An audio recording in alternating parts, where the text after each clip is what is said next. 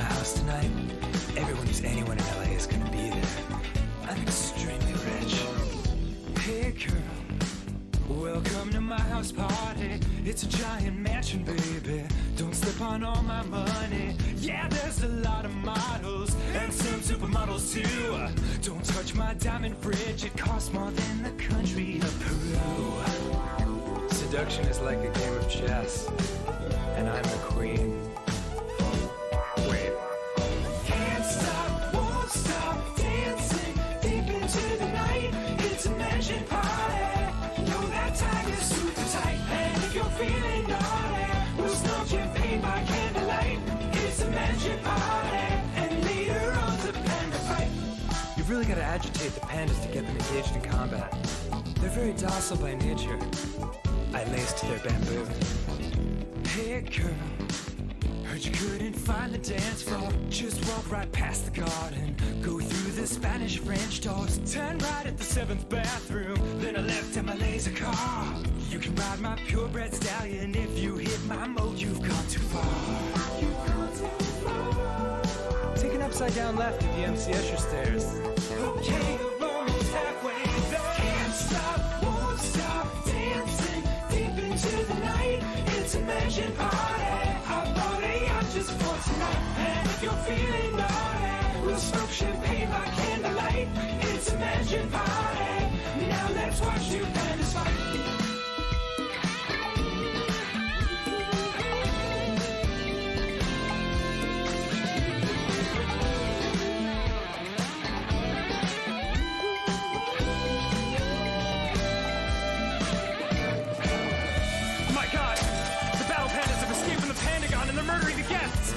It's last week all over again.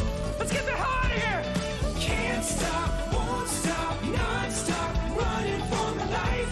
It's a mansion party. I pray to God we all survive. And if you're feeling saucy, we'll grab some spears by candlelight. It's a mansion party. We're dropping pandas left and right. Send her down! Shine! Party down!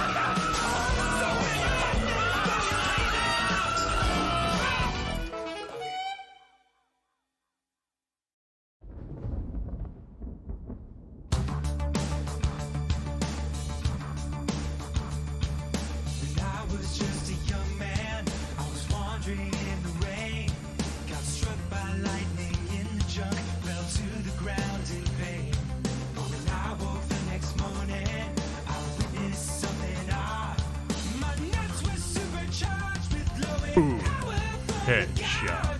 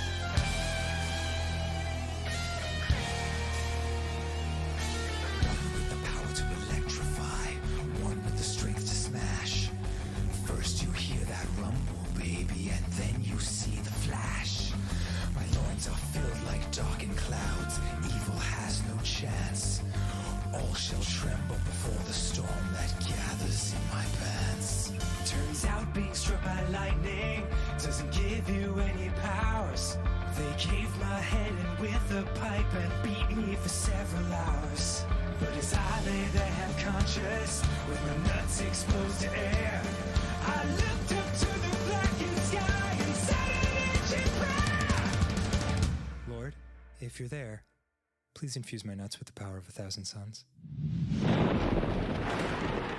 Holy shit, you're real? Let there be thunder and lightning!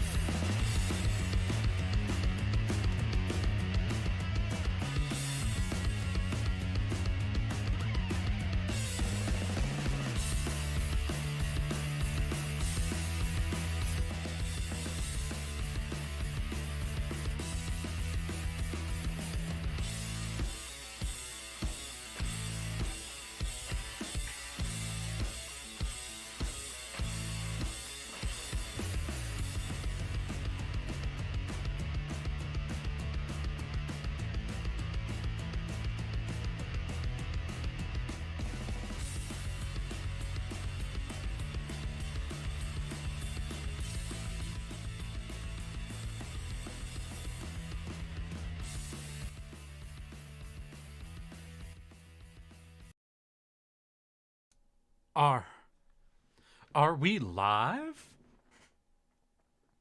Yes, so we are live. Hello, everybody, and welcome to an exciting Friday stream, where today we are getting back into it by continuing on ahead our Persona 4 Golden playthrough. After our Mass Effect double feature last weekend, I think it's important to try to get ourselves back on schedule for at least one weekend here and to get a good split where today we'll be playing Persona and tomorrow is going to be Mass Effect Day. But before we get into all of that, I have a simple question for all of y'all. How have your weeks been? How are your weekends shaping up to be? And most importantly, how are you all doing? I'm doing pretty good. I actually took today off for work and I slept until fucking 1, I think. Oh, absolutely amazing. I mean, you wake up feeling like you don't know what year it is, but then once that wears off, you feel pretty well rested after a good fucking sleep like that. And the reason I took today off is because I have Monday off as well, and I wanted to make it an extra long weekend. I do not remember what holiday Monday is. But for all my America homies with jobs and or school, you might have Monday off, so try to keep track of that. I've been well. I've been accepted to 4 of the 5 colleges I applied to. God damn. And one of them I could go for less than 10K a year. Hell yeah, my guy, Sour, fucking killing it. No, to be fair, when I was looking for colleges, I was trying to get into an acting program. And those have a really fucking rough audition process to get into. And I got told, would you like to try one of our other programs? A lot. I did end up getting into one school for a pretty fucking solid amount, but I think if I had been going for literally anything more education focused, I would have done a lot better. Still Sour. That's fucking amazing. Any of them you're really excited for?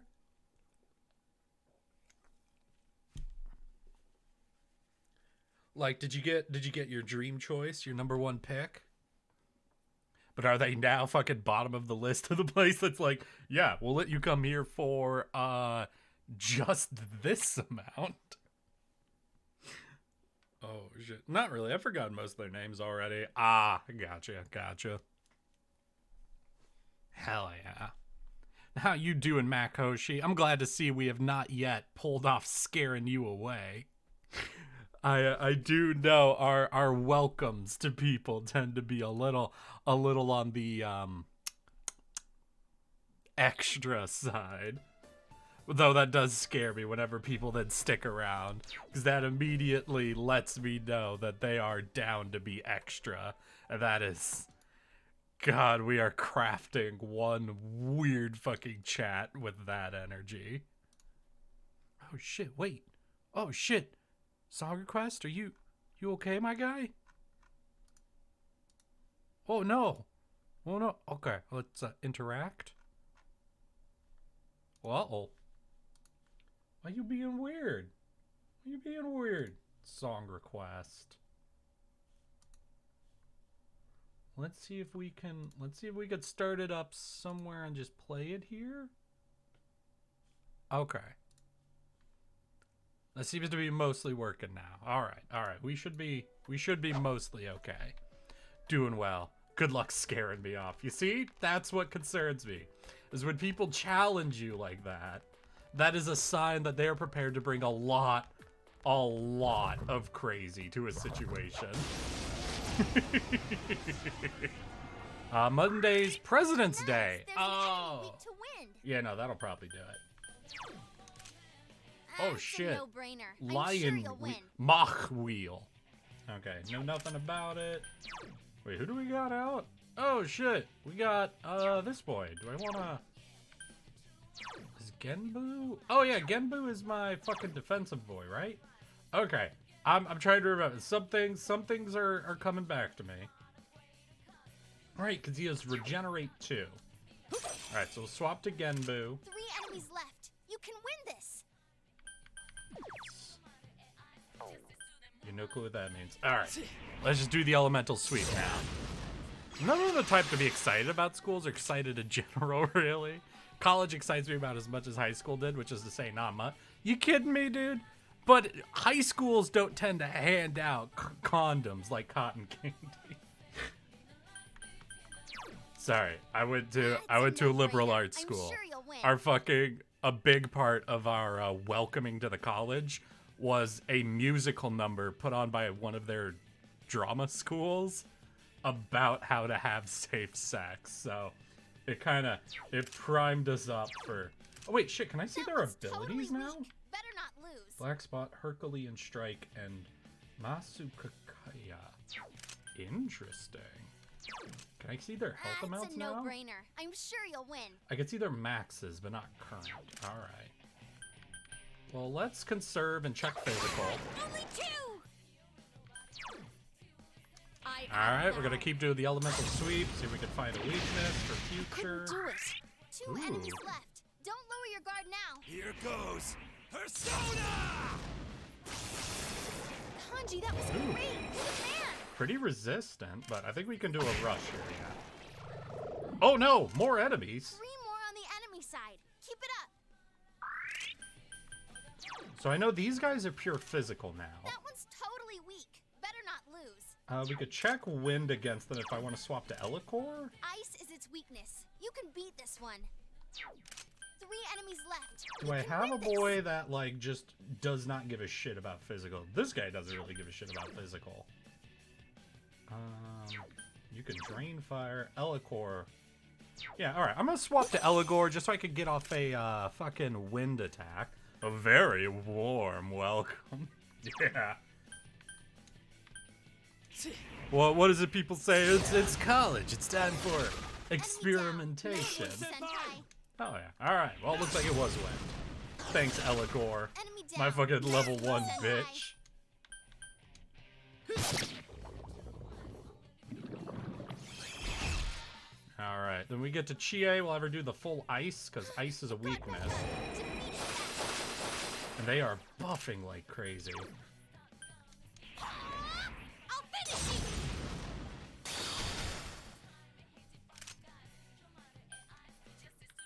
Alright, the down one hasn't gone yet, and I think it's the only one that hasn't. So we'll take them out so they lose the rest of the round. Enemy in style.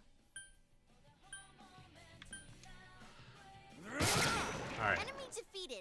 Keep up the good work, And Kanji. I'm definitely going to swap personas to somebody who needs to level. Ose, I'm pretty sure is max level for skill unlocks. Yeah, and Genbu can still go up. I don't know if he has anything after Blue Wall. I don't care about Blue Wall that much, but... No! Ooh, damn.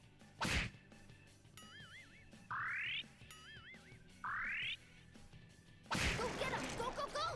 Oh, we got a good fucking regen flash, so... Hey, there's never enough DACA, my guy. How you doing? No XP? Huh, fuck that. Ooh, Chariot. Oh, but you would replace Eligor. We get a money up, change an Arcana. Yeah, I want XP. We'll see what we can get changed. Deal new cards? Hell yeah. Yeah, give me a regen or some... Ooh. Now, do I want to change? There's a chance we'll get something negative, so I'll just grab the skill card and take this to get the sweet bonus. What? What is it? There's never enough DACA. 2 spots just opened up in my Tuesday JoJo tabletop game. Alright. Hey, never enough DACA. Are you in the Discord? Because if so, dude, I would drop an invite in our, in one of our fucking RPG channels. Like, if it's online, my dude, fucking, I guarantee there are going to be people in my Discord that are interested in that. I think having freedom of choice is the opposite effect of me. A lot of people will drink and such, but unless I'm forced to go, I will actively avoid doing anything. Ah, the classic snail response. Now, that was something that I was found in under lab conditions. If there are too many options available to shell-wearing creatures, like there are too many shell options, they will often panic, have a stress attack, and die instead of picking one of them. Physical attacks.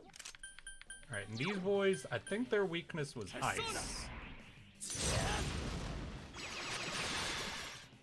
Unless you miss. Okay. Oh, please, Galactic Punch that. No! I wanted to see her Galactic Punch. The fucking... Oh, that would have been hilarious. That would have been hilarious to watch someone fucking absolutely just destroy the fucking castle in a kick. Persona 4, but it's just Witcher Gwent. Ah, okay. Where did Terra go? There's someone here with no sub? In all 4 ways except physical, I am a snail. An understandable response. An understandable one. Alright, I guess we'll just go fucking full damage if we can. So persistent. Last one. Go for it. Zionga. Oh, shit!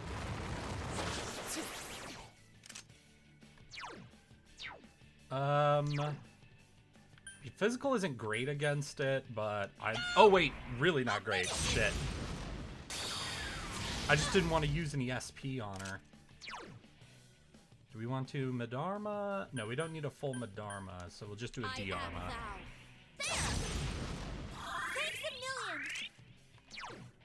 Lightning didn't work, physical doesn't work. Damn, so we just need this boy to guard. Could Mabufu. Yeah, we just gotta get some damage out, I guess. I probably should have swapped to somebody. Oh, that's fine. We want Genbu to upgrade anyway. Ooh, a level 5 skill. Oh, wait, but we get 3 picks. 2 more half money? I'm down for that, because I think that'll keep our sweep going. No, we'll be 1 short. Oh, well. We'll get a level 5 skill, a level 6 fucking refresh. Let's take a look. What do we got? Black spot, which is good.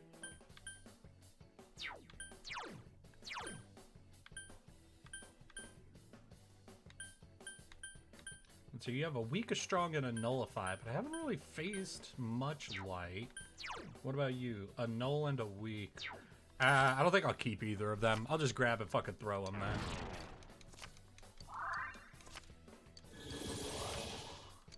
What do we get? Atom Smasher. Okay, that's a pretty solid skill. I don't really need any more fucking physical attackers right now. But I guess a good skill to have in our back pocket for somebody. Hey, there you go, Gadon. Just keep using that fucking passive growth ability.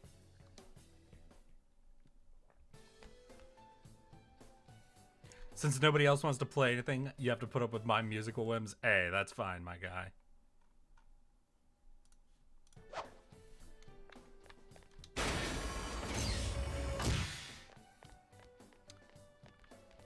Ooh. Smart bomb.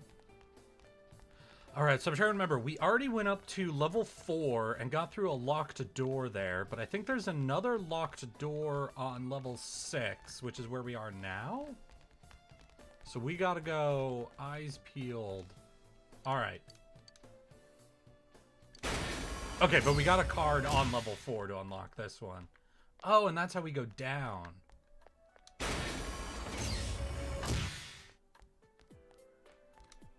I think I'll just go to 7 instead of trying to sweep all of 6, though, since I think we already swept 6 once. Oh! A rare one. Not Poisma! She is Senpai's acting weird. They're not weak to really anything, so maybe we'll just do physicals. No, wait, here's what we do. Give everybody some crit chance. And use a bunch of atoms. Oh. 4 of them. You need to thin them out. Well, that's not good. I am thou. So persistent. Alright, do we got... Yeah, Atom Smasher. Get them all, my guy. Hey, how has D&D been going? Any, fun stories. Well, I'm very excited about what happened recently. So my party has just recently dealt with a Aw, he ran away. The nerve of that thing. So they have arrived in a place that is basically going through a noble-led peasant rebellion. Poisoned. And you might be wondering, hey, how do the nobles lead a peasant rebellion? Well, for that, we'd have to go into a very, very long breakdown of the lore of the region called Longyi. But for the absolute... What the fuck? They have counter? Don't give up now, okay? Oh god, this is horrific. I couldn't do it. Well, we'll see if we can find anything they're not totally resistant to. Basically... Oh, nope.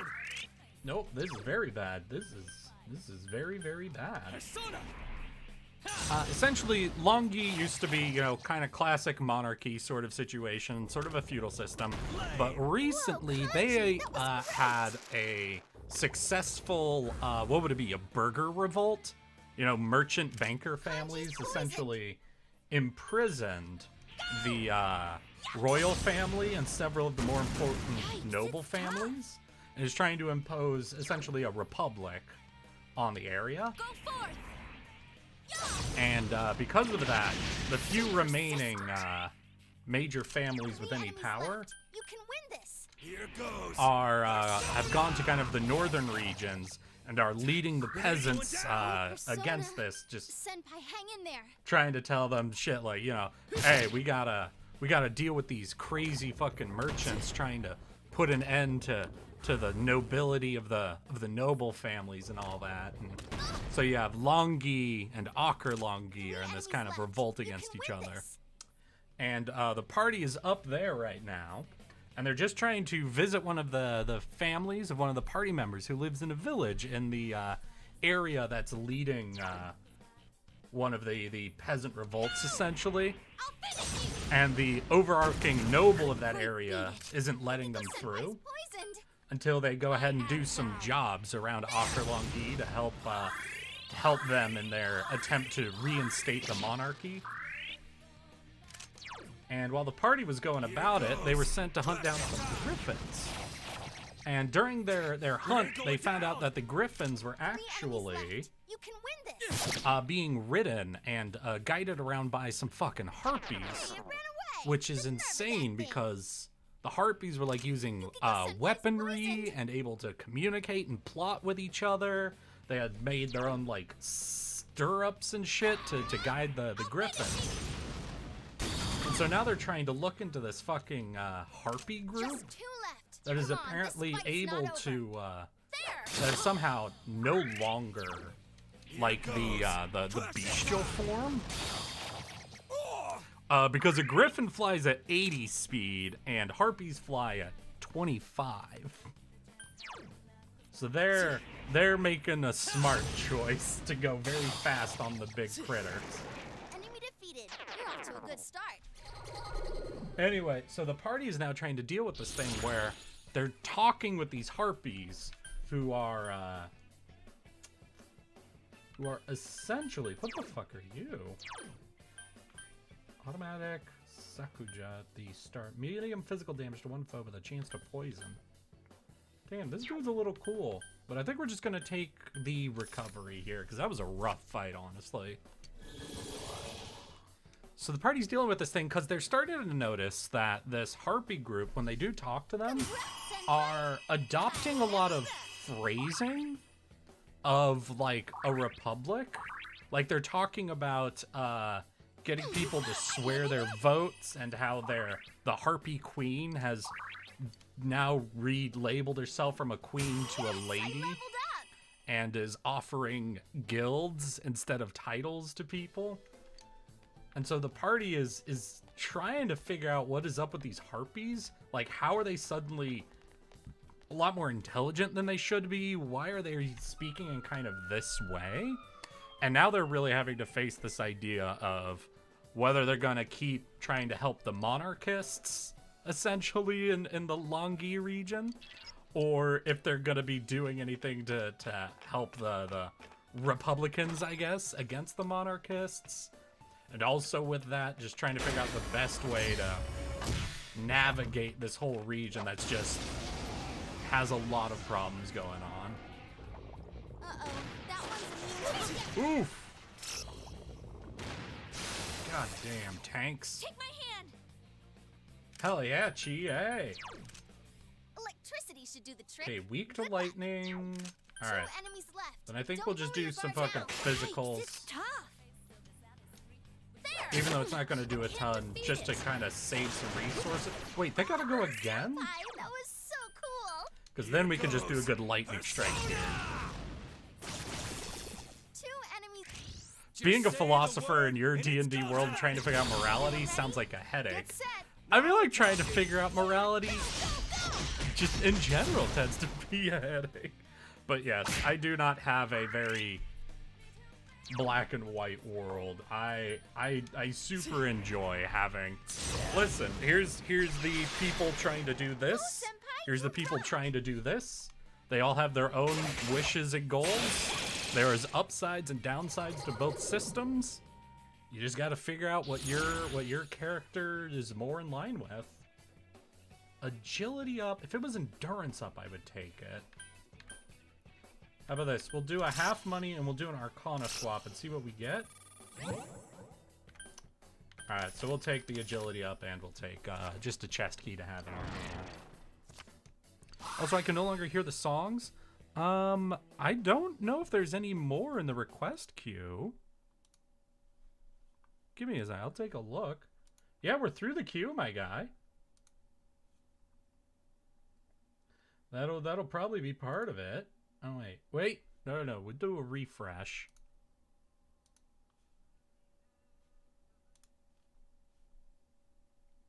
Ooh.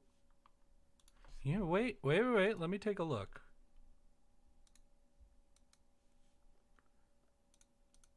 All right, something seems to be up with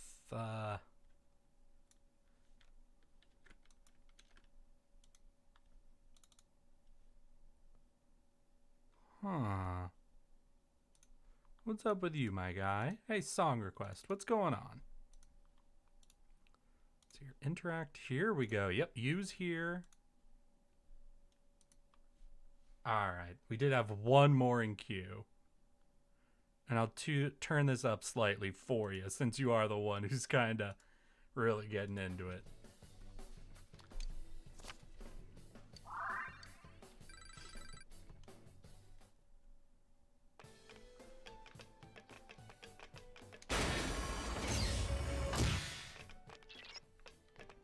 All right, we're on avoid encounters.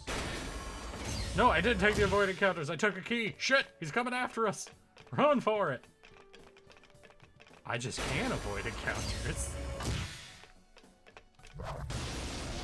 Boom, baby.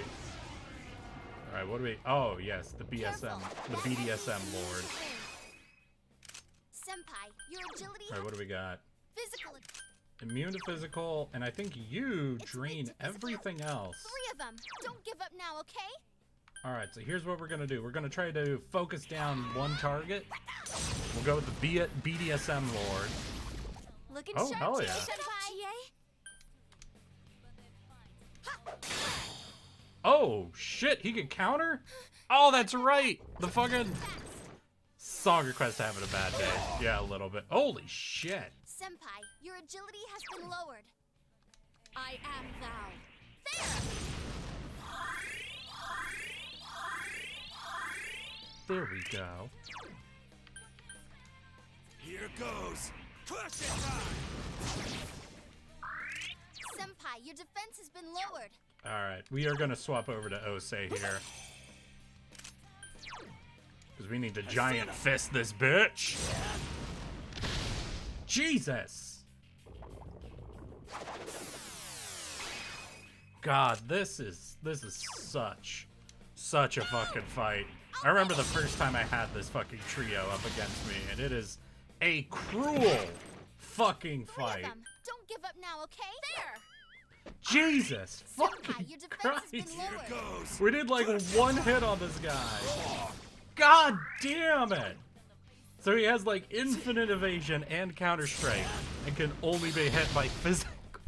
Holy fuck, stop! Kanji, your agility has been lowered. Just die! Thank you! That looked like it hurt. Alright, now we can take out the fucking Yikes, it's Ditto tough. twins. Senpai, your offense is down. I am thou. So persistent. Kanji, your defense has been lowered. Here goes. Persona! Damn, couldn't finish it. Alright, now we can swap back to Genbu and start doing some more Enemies left. AoEs Don't lose here. guard now. Standby? Yukiko-senpai, your agility is down. I'll finish you! Go cheer, Alright, we senpai, getting go! close. Kick Now we their could just ass. kind of do focus I attacks am and we're thou. good. Hell yeah. I couldn't do it. Here goes. Well, no. If you guys were in an area that was seeing kind of Proving my a manhood. peasant revolt trying to reinstate the monarchy over the region, and they were fighting with kind of a faction of people trying to instate essentially a republic system. At electricity resistance to one ally. Do any of my bitches have electricity weakness? We have fire? Yeah, I don't think I need this. Alright, what's next? Resist physical. Is that a passive? Or an active, I wonder. Bah. Oh, my health's seriously low. Fine, fine. We'll heal everybody again. So they'll stop complaining. There we go. Plus, I like having a war. In my world, my idea for the cool D&D game is being able to make a bunch of choices to permanently affect it. Being able to decide what the future fucking political system of a region is sounds amazing to me. God, so these motherfuckers are like immune to physical and lightning, actually. The tank is very... Okay, the tank is vulnerable to lightning. Block of text, my beloved. Don't give up now, okay? Aww. Go forth! Yeah! Amazing, Yukiko-senpai. 2 Here defeated so goes. far. Crush it time. You hit the enemy's weak. We can have at it. Bring it on. Wait, I went over the character limit, lol. Oh, yeah. Just split into two, Sour. I love hearing fucking reactions to my D&D world. Half XP now. Ooh. Oh, you're cool. Electricity boot. Deal medium physical damage to all foes with a chance of exhaustion. Blades of Fury. Jesus. To all foes 2 to X? Damn, the fuck is that?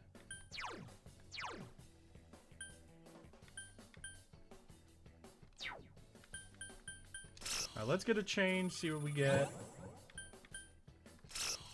We'll do a 1 more and lose an earned card. That allows us to do a 2 more and restart our fucking sweet boost. Remember when we played D&D, there was some large bugs that someone was able to talk with in this world?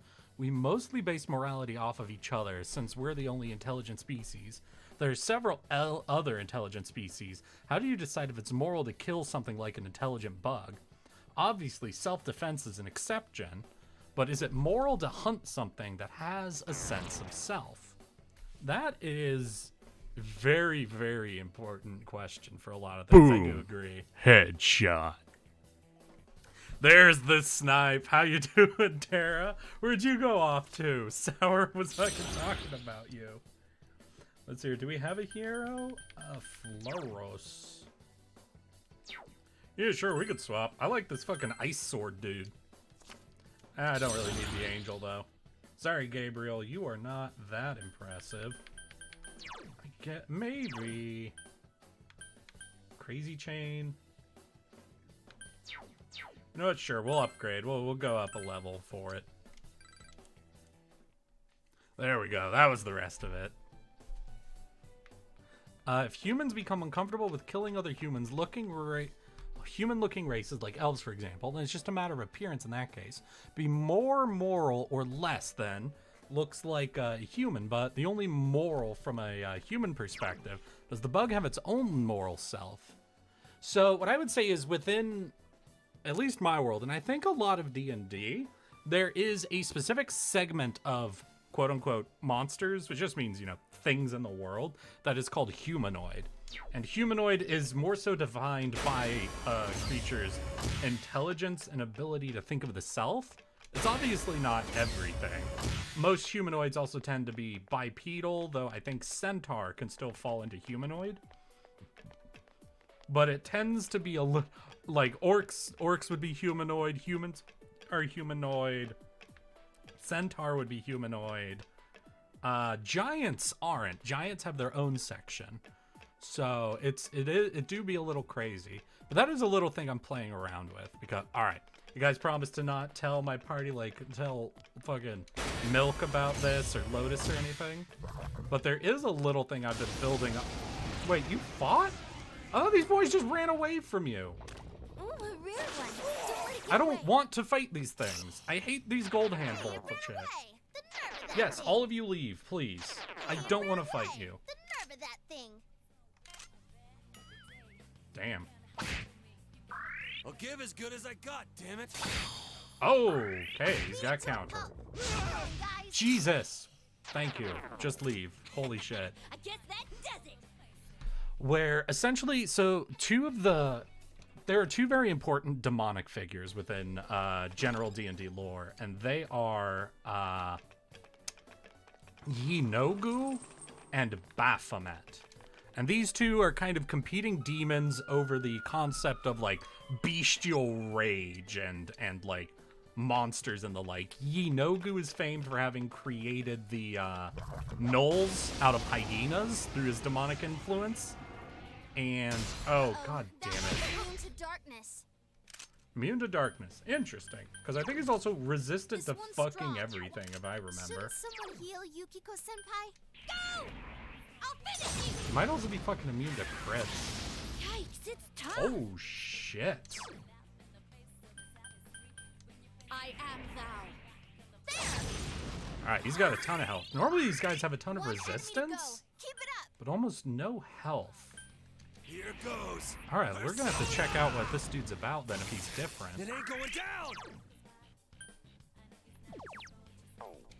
Alright, it's all physical attacks, so actually doing a Makarma seems cool.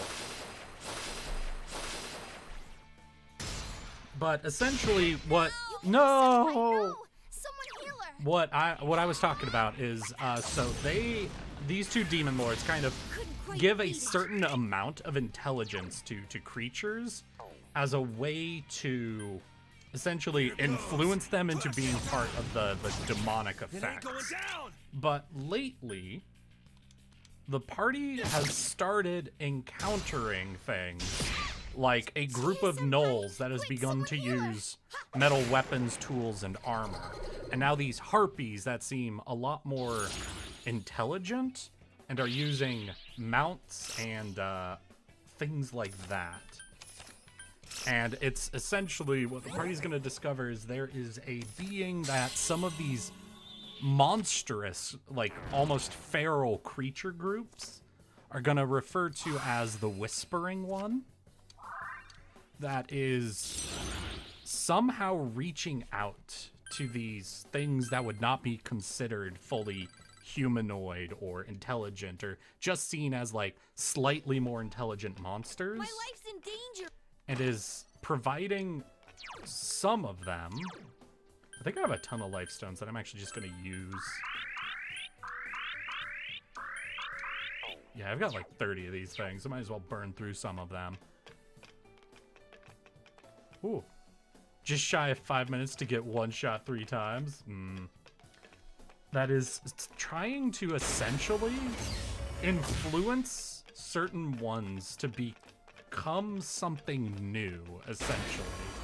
For example, the harpies that the party's encountering refer to other harpy groups as feral harpies, and to themselves as ignoble harpies. If the party had actually tried to have a conversation with the gnolls that they had fucking wiped out, there would have been something a little similar going on there. That some monsters, like very specific members of these groups, Yikes, what's with this thing? Don't give in. are getting, It's a strong one. Don't lower your guard. so Virus Wave and Madoon. I'm trying to remember what kind of damage Virus Wave is, but this is a lot of dark. Do we care about dark? You are weak to light, nullify wind. You nullify dark. I think Virus Wave is dark. 2 enemies left. So we'll Don't lower your swap guard here, now. and we will do the elemental sweep on these boys. Or we won't. Whatever.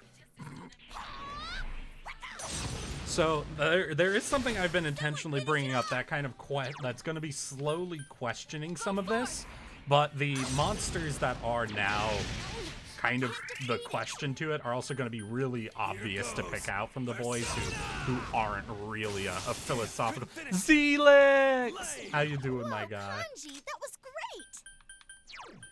So what do we know? It's a strong- We don't know their physical. I mean, they're armored, so it seems likely, but we'll go for a crit. So that's the issue of gods. Does god religion, if they have one, consider a god to have an objective morality, or are the gods just as flawed as the mortals? In this world, at least, we're not sure if there's a god or gods, so people are allowed to believe the infallible god based on their own morals. No, that is not at all what my world kind of approaches it from. Gods do have a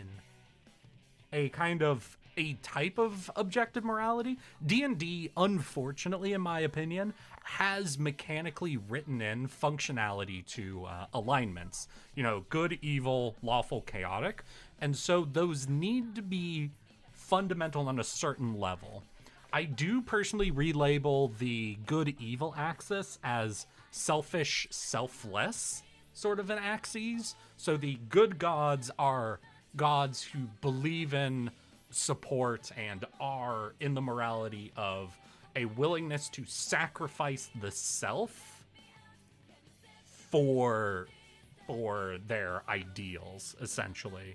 Whereas a creature or a god within the evil alignment is less willing to sacrifice themselves to achieve their goals or ideals, but is very willing to sacrifice others to achieve their goals and ideals, essentially. And then within the lawful or chaotic, things also kind of can become a little awkward. But one great example in my world is kind of how the god morality works, is there was a civilization that there's still kind of remnant parts of it around, a few cities that still kind of were pieces of it, that was called the Empire of Light, that was founded based on a pantheon of a bunch of lawful good gods. And through their blessings, they had a lot of powers. This is basically where a lot of the world's paladin orders, clerical orders sort of came from. But they are currently in an aggressive decline. And part of that is because during the height of their reign, they performed something that was called the Draconic Trials, where they kind of brought in or captured or hunted as many dragons as they could to sort of put them on a trial and to kind of sentence them for actions they had performed in many wars, essentially, and their influence on the world.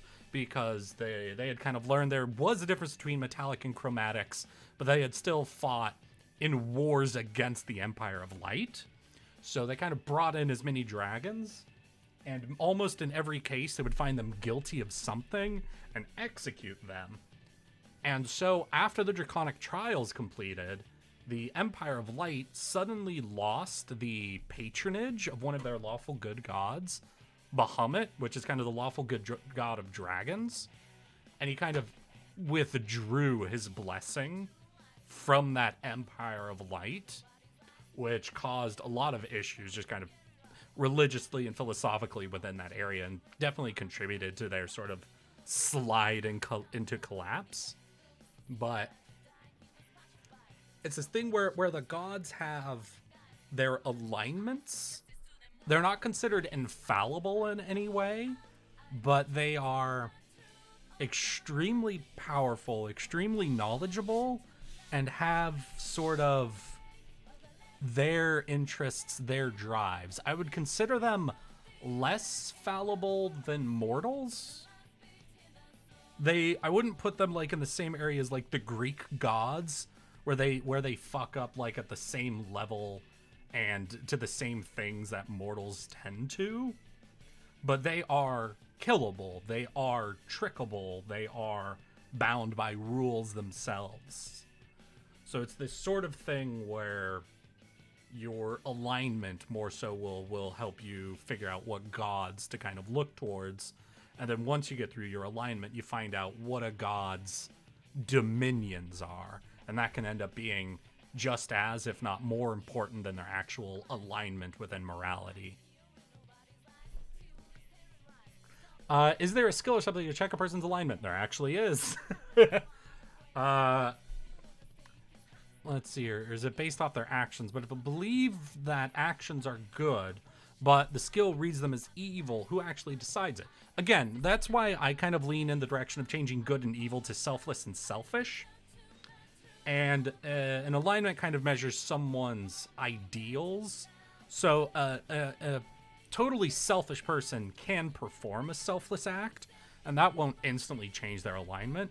Just like an entirely selfless person, out of sudden fear, panic, or influence, can perform a selfish act, and that doesn't fully change their alignment to what they believe they should choose. It's kind of, D&D allows you to sort of objectively say a few things, like, this is the alignment chart, you gotta fit morality and philosophy into it, which kind of lets you cheat in a way that real life philosophy can't quite cheat. Let's swap back to our boy that we're trying to level. And let's do an Atom Smasher. Let's just fucking go for it.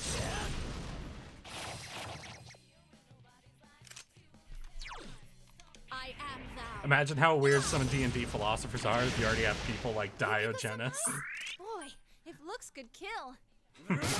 It ain't going down. Oh, hell yeah, we got a Dizzy? Fucking rush it then. Beautiful.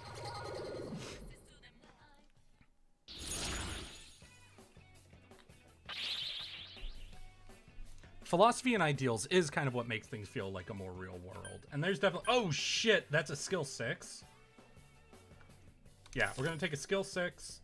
I'm going to grab the XP. We'll do the 1 swap. See if we get anything really good. Ooh, we can do another 1 swap, or do I just take the money? We'll do another 1 swap. Ah, we'll just take the chest key then. Cool. I gotta see. What do we get? Mudo Boost. Alright, chat, I need someone to look up what the fuck Mudo Boost is. And in fact, Sour, just to add into it, within my world, somebody has created something that's called an alignment gate, essentially, which was an alteration of a previous creation that essentially can prevent people of a specific alignment from being able to pass through a doorway.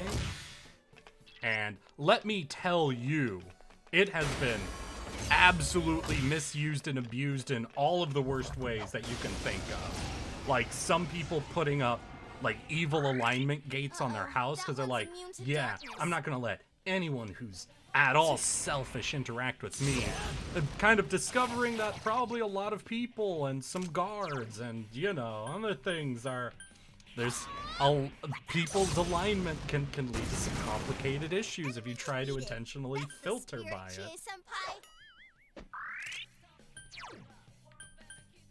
Here goes. Mudo Boost automatically increases the success rate of the user's death type and instant death skills. Oh, okay. Cool. Dang. This is useless. Someone finish it off! One enemy to Yeah, I don't really like those instant death skills. Like, I can imagine you could do some crazy builds with them, but I'd also imagine you can't use them in boss fights. Yeah, imagine you put one of those and then suddenly you're stuck outside. Yeah, you gotta start asking yourself some questions. And then it doesn't currently exist in my world yet, just because there's some things that need to happen. There's also a group that I call the Band of Chaos. That is like this wild fucking roving band of people that are like just absolutely partying like crazy and is made up of like people who go from town to town and like party outside the town and just kind of cause havoc and chaos within them, like just pranks and shit like that. Don't strain yourself. And they have like 3 casters that are always within the area that the camp is set up. One enemy to go. And their main job is to keep up a field that keeps out lawfully aligned folk. Sure.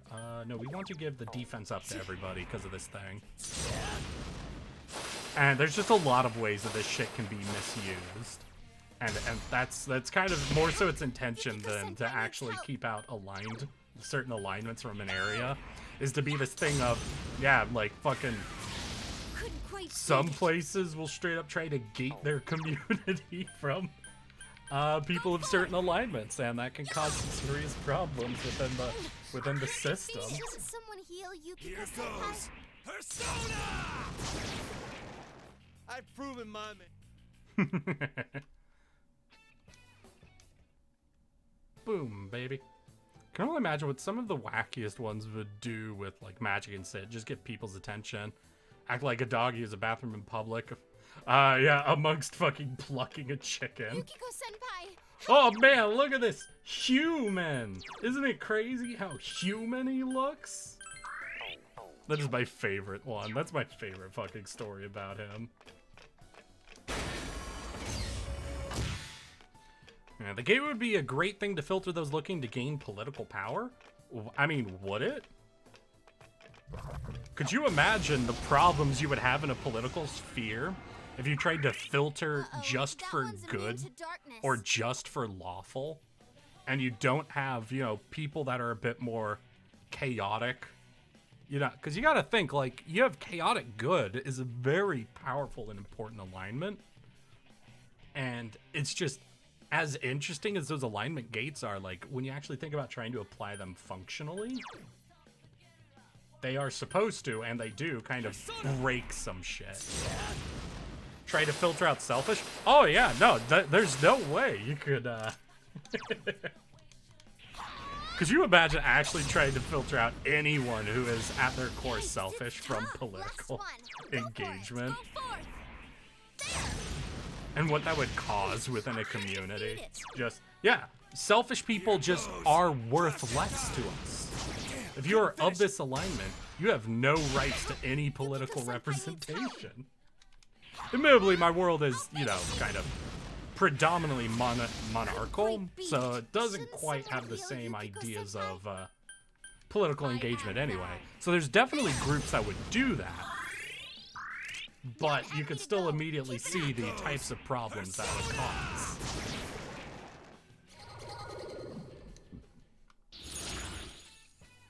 Money up. Ooh, big XP. We take big XP. Have I gotten a little stronger? Yes, you have, girl. Oh shit, what did we learn? Agidyne. Deals heavy fire damage. Ooh hoo hoo.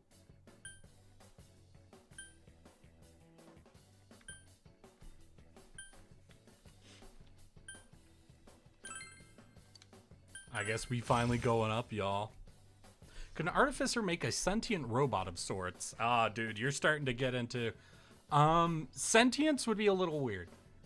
To a degree of sentience, sure, but you have to remember, in D&D, a soul is a tangible and real thing. Souls do fundamentally exist, and things without souls would be fundamentally different from things with souls.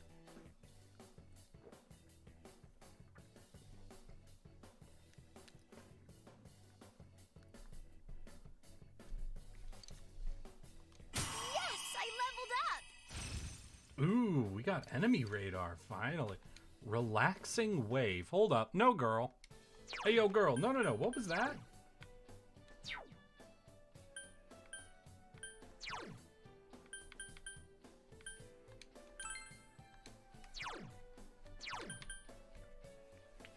Oh, shit. Oh, God. How do we boost fucking Risei up to level 61 right the fuck now? Oh my god, I want that. In fact, actually, that item I just picked up, I think I need to drop on Yukiko right away. In case we need some emergency healing. Alright, that looks pretty cleared, but I know there's locked doors and key cards we need to find. So I think we actually want to sweep all floors just to make sure we don't miss things. Now, it could have been that it was just that one key card section we needed to get, but I do not trust like that. We're gonna make sure we do a full sweep on these floors. Goddamn red shadow. Oh fuck. Can gods even create souls? Yes, gods are essentially the ones who do create souls. Can a mortal create a soul? No, a mortal could not create a soul. That would be a fundamental law as imposed by Primus, the god of pure lawfulness, essentially. What point would a baby develop a soul? Is it something you can grow? No, you can't grow a soul. At least, you can't grow a soul as of yet within this world. I have no idea what the limits of D&D gods. Hey, man. An understandable problem to have.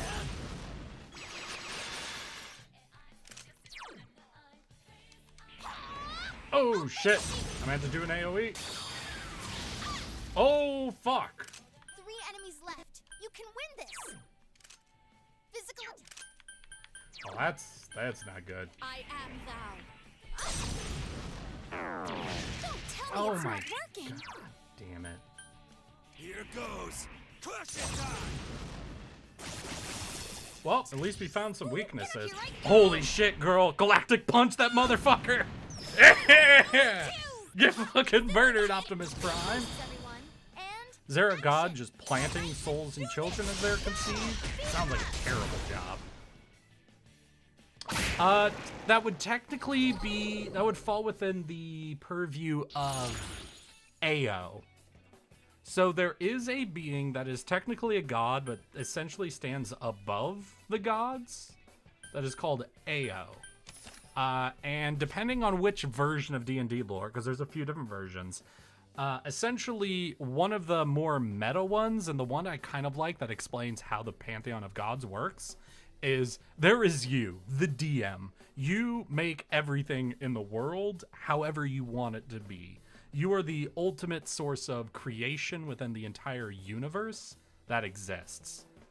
Your representative within the D&D game is Ao, a being who is a god but at the same time above the gods.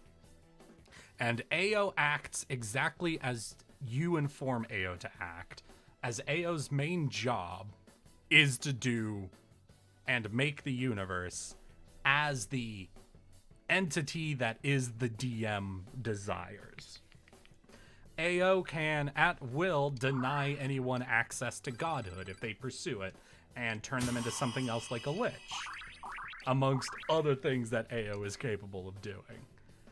So Ao is exactly as powerful as the DM wants them to be, as they derive all of their power and wishes from the DM. I like this one. I like this meta explanation of D&D pantheonic lore, as it helps you avoid some of the problems that you're talking about, Sour. If you have a being that is the ultimate being that exists to do the DM's will, then you're freed from a few things. You're freed from a few problems. And it lets you get a little meta if your players start getting a little too smart for their own good. I am thou. Thank you. Here goes. Persona! Damn, dude. Good Atom Smasher. Fuck yeah. Do souls age, or are they just a vessel for life? Souls... So, it depends on the form they take, is the first thing I would say. Oh, shit, we could take no money and half money? Wait. So if I have 2 choices. Yeah, I'll have to take the no money. We'll take a recovery, take a luck up, magic up, then change.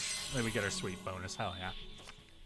So souls don't technically age, in my world at least, Sour, but they can be scarred. Traumatic experiences or very powerful positive experiences leave an impression on a soul, essentially, upon your mental existence, you know? Habits that you develop become wrinkles in a soul, like ruts that a soul will behaviorally follow whenever it can.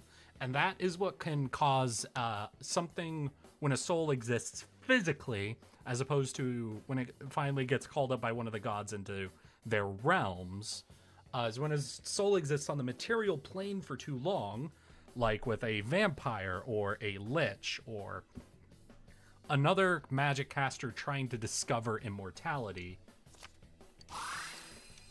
The mind becomes less and less fluid. The soul starts imprinting on whatever body it's in, its habits, its traumas, its scars, essentially. So while the soul doesn't age, it can become permanently affected by existing for too long, and can then eventually start to have more and more problems the longer it tries to exist in the material realm.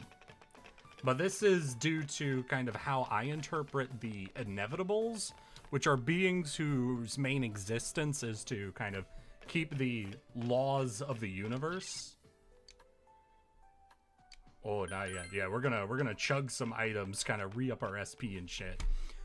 So within the universe, at least within mine and some D&D lore, there are beings called the Inevitables that try to keep the laws of the universe, as kind of discussed by Primus, not Ao, but by Primus, in order. And what they essentially will do is hunt down or destroy things that try to supplant the gods or try to disturb the order of existence. Does a soul contain? Yes, it does contain memories, personality, life experience. That is how a soul can be transferred into a new body through clone, and they have all of your memories, experience, and abilities. That's how revives work, and that's how Speak with Dead can basically capture the echo of the soul, but it doesn't actually let you speak to the soul directly. Wait, I'm trying to chug some items. Hold up. What does this do? Ooh! 200 next. Damn. So I need 50 SP. We've only got one of these. Alright, Yukiko, you're getting the soul food.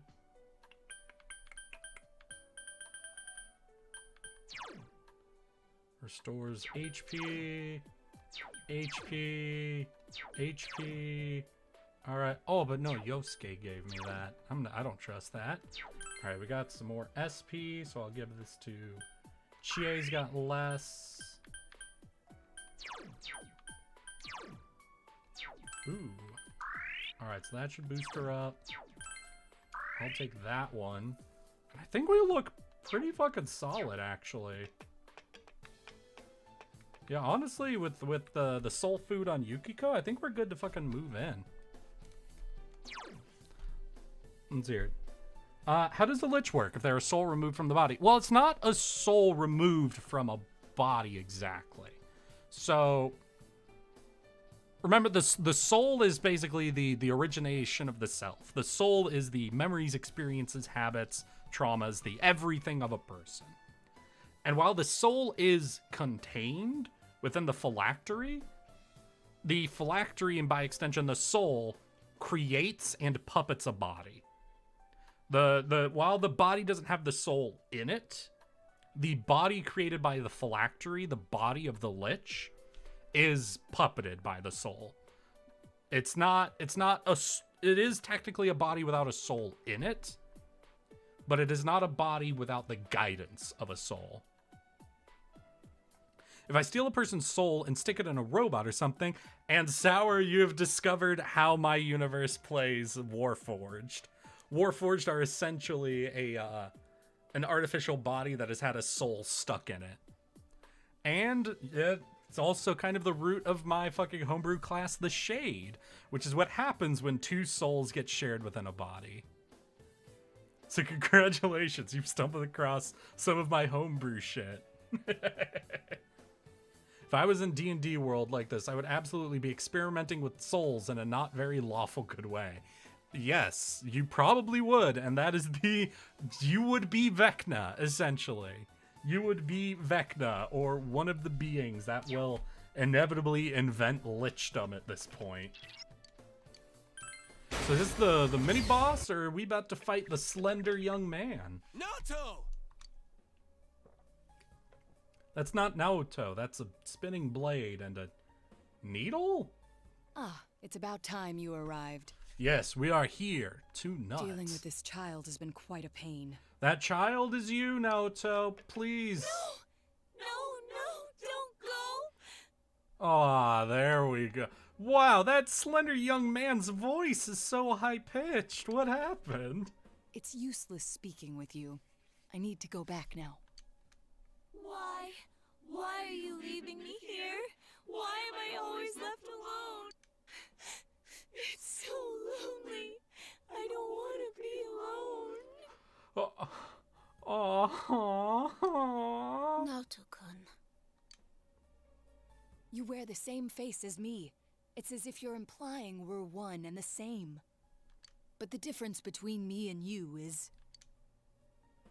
Why delude yourself? I am you. Alright, I feel like they could have gotten a better take of that line. I'm sorry, I could just hear the person going, alright, how do I sound ominous? Oh, I am you. These childish gestures are no mere affectation. They're the truth. The fools all say it, don't they? You're only a child. Keep out of our business, kid, and so forth. No matter how many cases you spend hours cogitating over, no matter how many crimes you solve, you're a child in their eyes. Damn.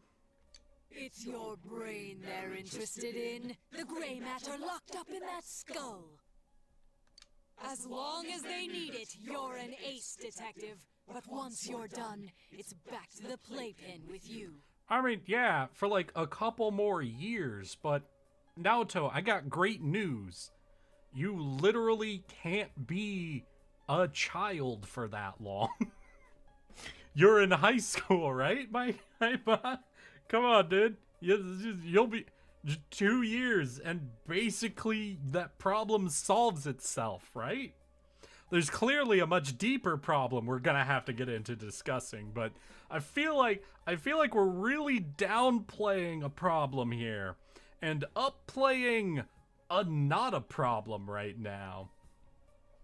Yeah, people are gonna treat you like a kid for another couple years. You haven't the means to deal with society's two-faced nature. Yeah, wait. If you wait a not very long amount of time, this problem will literally solve itself. You're just a lonely child. Please. This is such a non-issue. I want to be a grown-up. Okay, it will happen, Naoto. It literally, Jesus. What happens to the main body when you remove the soul and put it in something else? Does it like die? Does it go sort of stasis? Soul return to, goes catatonic essentially is what it would do. It would go catatonic. It's fucking like, just imagine you, in our world, imagine you pulled a fucking, you just turned off someone's personality, essentially. You pulled all of the memories out of a person. Just be kind of, just a body there. I want to be a big boy right now. You want to be Then a they'll big see boy? who I am. I want to put on my big boy pants. I want a reason for me to stay. God. That's enough. I can find my own reason for living. Ha! I'm telling you that's impossible. You are but a child. How can you change that essential truth? By waiting! It is not hard to change the truth that you are a child. It literally does not last that long. maybe I'm just from the position of someone who not considered a child anymore. Although I might have some arguments about that one. Just, come on, Naoto. This is, of all the problems going on. Stop it! The child thing is literally, bottom of the list of issues. At your core, you admire the sort of strong and cool men who populate detective fiction. Okay. Yeah, a lot of people do. That's just high school syndrome. But in trying to emulate them, you must know that in truth, you're nothing of the sort. You're a child. There's no avoiding first principles. Admit that you're a child, and admit that there's nothing you can do about it. But wait a year. You can do that. Please, I get it. This is a bit of an allegory for the other thing going on here, but goddamn, is it downplaying that other? This is just like when fucking fantasy stories try to do fucking comparisons to racial issues. Listen, you guys you're taking one thing that should not be equated to another thing. Now then, our analysis is complete. Let us begin the body alteration procedure. I just stole 1 year of your life away. You have no objections, do you, Naoto Shirogane? Stop it! Naoto. Such a cool, manly name. Is it? It's fine. I don't know. I'm too Western over here. I'm like, I don't know. That could be either gender. But a name doesn't change the truth. It doesn't let you cross the barrier between the sexes. All right, now we're into a deep issue. Okay, there we go. I'm glad we're past the child thing. How could you become an ideal man when you were never male to begin with? All right. Let's see how this game decides to approach this particular issue. I didn't realize I'd be engaging with this when I started playing Persona. I didn't know I'd be approaching this particular can. Okay. Wait, what? Did I hear that right? Can you live forever? Again, Sour, you would run into the same problem that, vampires, liches, and other things hit, where technically, yes, but you would run into problems of inevitable madness, essentially, as traumas, experiences, and habits form on your soul over time. You would become less and less a thinking being, and eventually would just sort of become a collection of habits and traumas. So technically, Sour, yes. But at the same time, you would run into the first of the inevitables in my world, which is madness. If I'm remembering what people say, not that well. Granted, it's 20 years old at this point. Yeah, and I think draws a lot of its morality from general anime approach, which is also not that well. What? They weren't a man? The slender young man was a girl? Who could have? How could we have? Damn, I am flummoxed. I am floored. I am taken aback. I am, one might say, shocked and taken for a ride. He's not a guy. Could I use someone else's soul to mend my own? How do you mean? How do you mend trauma? How do you repair a habit, Sour? How do you fix your memories? I would say within my campaign of you got magically powerful enough, I'd be very interested to hear how you would use a soul. So I can't say no, but I would have to hear more so your explanation of how you would mend the problems that develops in a soul over time as it exists in the material realm. Run amok, flat out deceive. Exactly, V.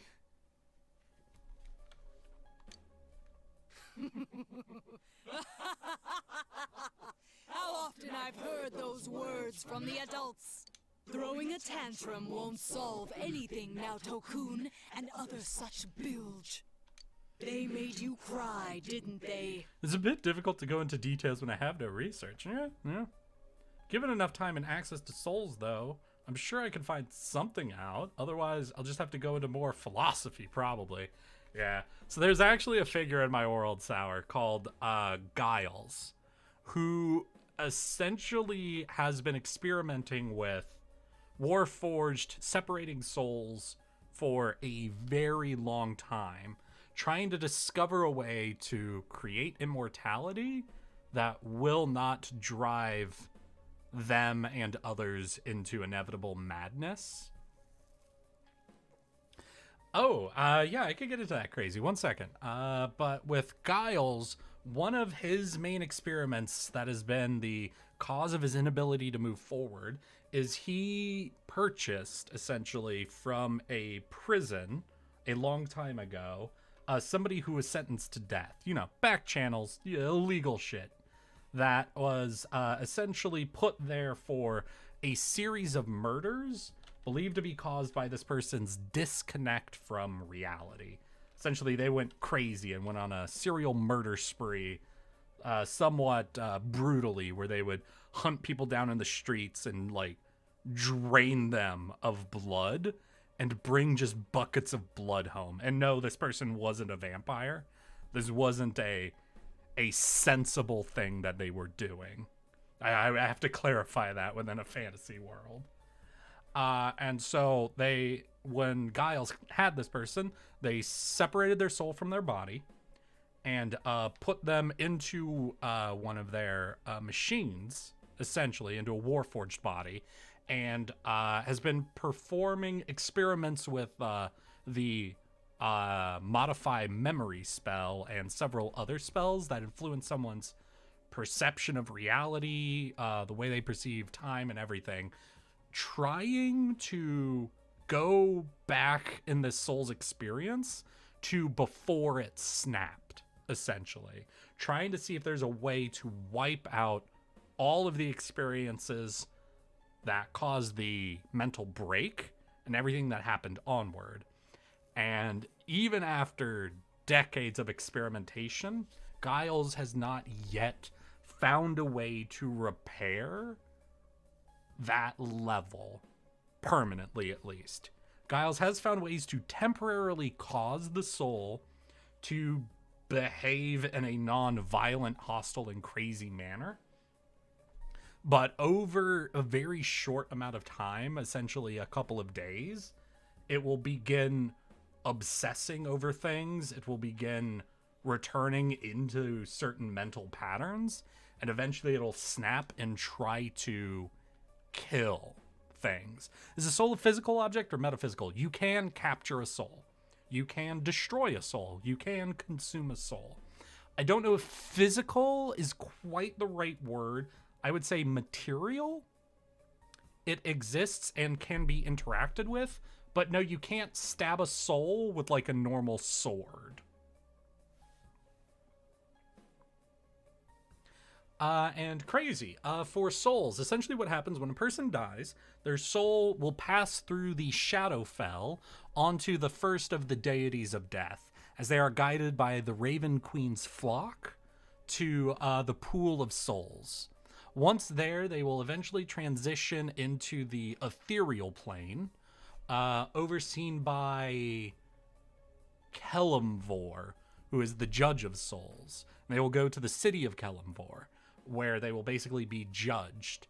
And once there, the soul will be eventually claimed and taken to the dominion or plane of existence of whatever god that would accept them, that would take in their soul as one of their servants or guardians, or simply that they want to exist within their dominion.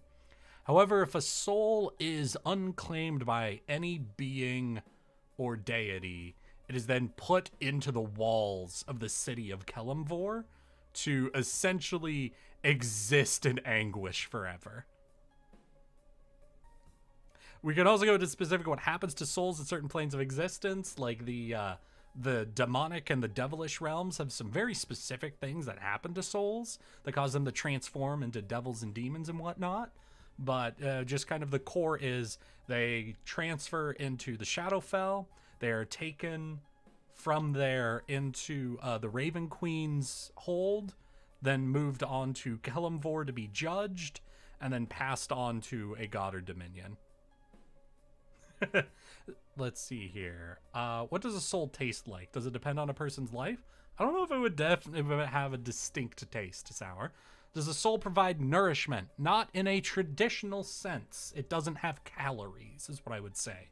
But there are beings and things that can subsist on the energy within a soul.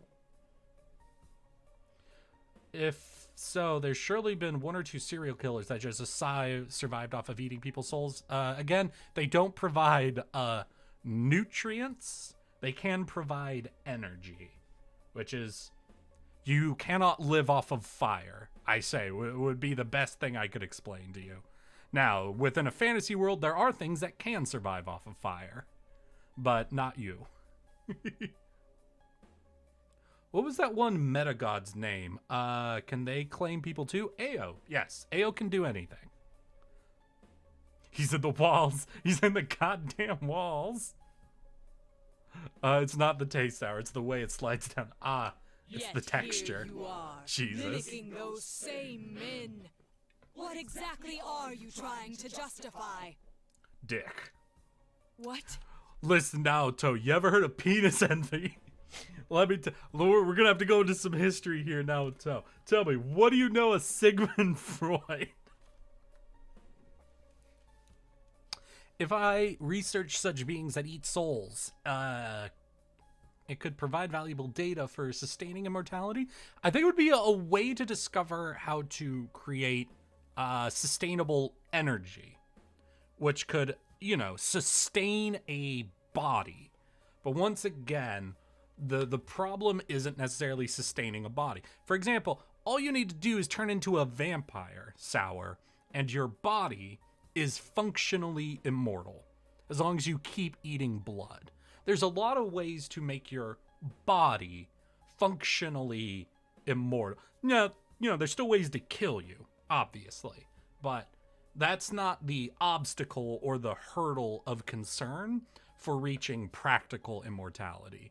The first obstacle you have to bypass is the first of the inevitables, which is madness. Which I was very proud of my creation of this boy. I think as far as the first hurdle of immortality, the first inevitable, I think is pretty tricky to overcome. Not impossible, but I think really lays the groundwork for why there aren't a bunch of immortal beings roaming around in a world with magic. It's all right. You needn't suffer anymore. That's why you're No, undergoing Terramon, this you're body right. alteration procedure Anyone to can begin live the with. rest of their life with just fire. You can live the rest of your life drinking bleach. Oh, man. If I can get my hands on a god soul. Oh, Sour, welcome to the lore of the trio, which is Ball, Bane, and Muracool. These are the three fuckers in D&D lore that were mortals that made themselves into gods. And in my world, you want to know how they did it? Because there was a time period where the gods were made to walk the world by Ao as titans to get some semblance of what it's like to live in the material plane and to understand some semblance of what their mortal creations were like. And during that time, three motherfuckers grouped up together, and basically Ball, who would eventually become the god of murder, made a knife that would allow him to kill gods. Bane, who would become the god of tyranny and dominion, would turn the worshippers and followers of different Titan gods against them.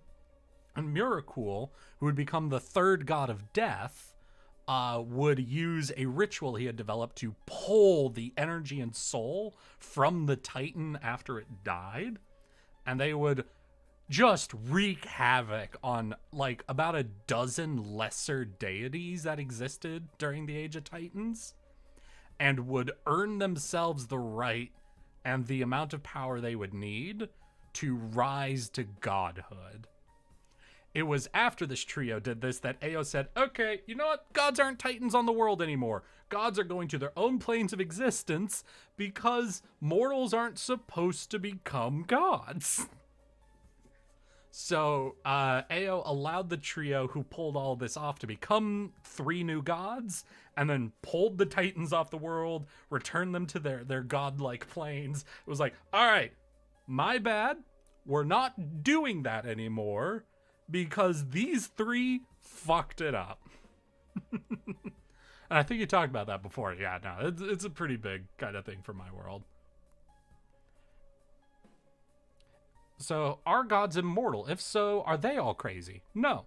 That is the thing about the inevitables. The rules of the inevitables do not apply to the gods. They were created by the god Primus to maintain the rules of the world, and the gods are the beings allowed to be immortal. They, if you can become a god, you do not have to answer to the first inevitable of madness. However, Sour, that would be because you have answered to the second inevitable. In my world, I'd have to go check my actual graph, just because it's been a while since I've actually had to look into my god and immortality lore. But the second inevitable is godhood. Basically, the inevitables are here to make sure things don't go wrong and follow the rules of the universe. And the first rule is and the main rule is mortals are not allowed to become immortal. So the first inevitable, madness, does an amazing job of preventing that.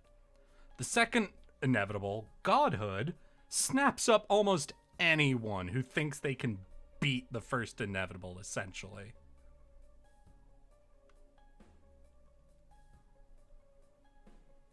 So, in that case, there must be some way to subvert the universal law. Yeah, Ao. Ao allows you to subvert the universal law. And do you know why Ao is allowed to subvert the universal law at will? Because I, the DM, have granted Ao the power to subvert the universal law. Technically, Sour, all you need to do to become immortal in a game of D&D is to bring a gun to the session and threaten your DM. If you want a way to subvert the rules, it's not technically hard. No. Crazy. Ao is not Eric. Ao is Eric's representative. Ao does what Eric wants at all times and has only the powers Eric has granted to Ao. But Ao is not quite Eric. You throw a tantrum. And you see, this is why I like the meta explanation of the layout. I can quite understand the feeling. So, if it's by DM standards, if I rule it cool hard enough, I could be a sane immortal. Yes. Yes, Sour. If the DM allows you to do something, the DM has allowed you to do that thing. We have now entered the realm of cyclical logic. After all, I am you. That's not true. Fascinating. Yep, that means Sour, you're trying to break down the philosophical logic of a make-believe game. I don't know what to tell you. Don't say it! It's okay. Let the kids spill the whole thing. If not, Naoto's just gonna keep hurting. We'll just do our job and kick the Shadow's ass, yeah? As if you know anything about me. You'll kick my ass, huh? Fine. Go ahead and try, you lizard-brained imbecile. Lizard-brained? It sounds like a overpowered self-insert. It's Save the more discussion for later. of a way. So Ao mostly exists as a way to make rulings on a god level. Like, I don't play as Ao. There's no point in me playing as Ao or giving Ao a personality. Ao is how you deal with having to rule on things like, can I become a god? If you do enough to make Ao agree, yes, you can become a god. Ao is not there to interact with a party. Ao is there for the party to essentially make rulings on. I don't think of Ao as an insert. They're not meant to be inserted into the story. They're just there to codify and mechanically or thematically explain how certain rulings happen.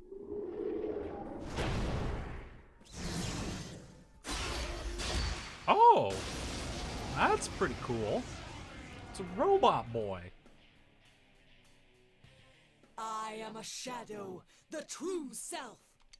What? Are you sick of yourselves too? Very well. Then let's begin the special operation. Oh no! Bring it on, man! I'll pull you through this! Have you made up your mind? Then let us commence. Alright, let's take a look. This one's strong. Watch yourselves. Oh, wait, can I see abilities? This one's No! strong. Watch yourselves. Oh. Okay. Yeah, let's just start off with a good defense up, since I don't know what this thing's gonna be doing yet. And I guess we can do the elemental sweep, but I'm gonna take a wild fucking guess that we're not gonna get any fucking free knockdown elements at this point. Oh, but wait, we do have the high damage fire attack now. Ooh, but of course, we're against someone who is Here goes. not gonna care about fire damage. Damn. Brave Blade. Oh, shit, but we had defense up. Hell yeah. Alright, do we want to Atom Smasher? Alright, we haven't taken damage, so we don't really need the regen from Genbu. So we are gonna go to Ose, and we're gonna do some giant fisting.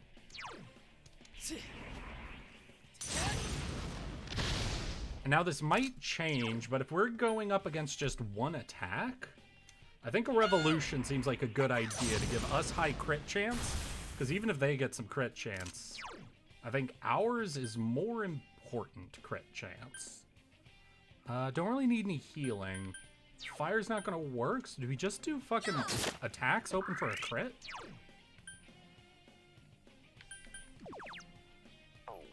Oh yeah, you know what? Let's do a decrease. It is because they're gods. It's because the universal rule is that gods can be immortal. They're not the only things that can be immortal. For example, primordials, like things that are the foundations of elements, elementals, aboleths. There are many things that can be immortal. Just not mortals. Mortals can. The rule is mortals can't be immortal. And you might say, well, that's just some cyclical logic right there. Yeah, it kind of is, but in a world where there are immortal beings, you do have to kind of define immortal and mortal. I sleep you straight. All right, good night, Tara.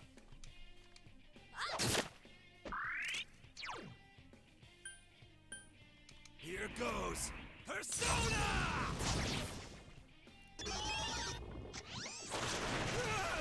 Kanji's been hit. Someone help him. Mute Ray.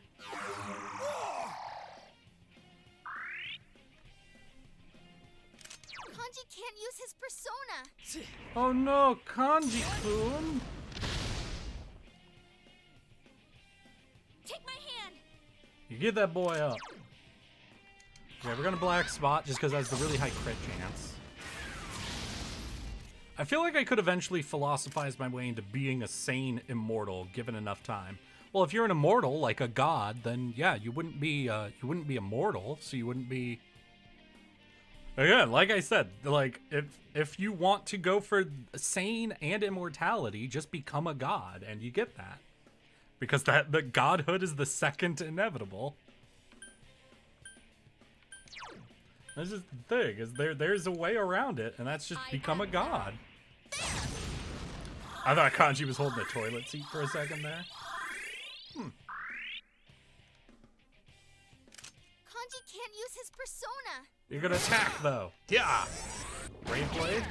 Oh, damn, boy, you done whiffed it. Do I want a power charge? Like, the thing is, so power charge gives me double damage. Or I could just attack twice. But it's no fun if you do it by following the rules. Alright, well, you can keep trying to philosophize your way around madness, I guess. Listen, there's also 3 other inevitables you're gonna have to deal with. But that's all right, Sarah. That's all right. You can. So the only reason you don't want to go for godhood, just so I understand, is exclusively because that is an option you have been given, and you don't like that. No, that will never do. Patience must lie still for me You to do drill sound like a proper D&D holes player. into them. Element 0. Huh. Nullified resistances. Alright, we're gonna swap back to Genbu then. Re-up everybody's defenses.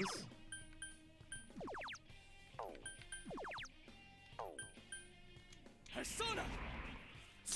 hopefully Kanji won't be silenced next turn. And we'll be able to lower hit rate again. Kanji can't use his persona. That sounds right? Yeah. Okay. Yep. Should've known. Should've known that was the reason. Alright, girl, I just don't trust what's happening, so you go ahead do that. We're gonna down your hit chance again. We'll go back to a damage rotation after this. And holy are you okay? shit! What?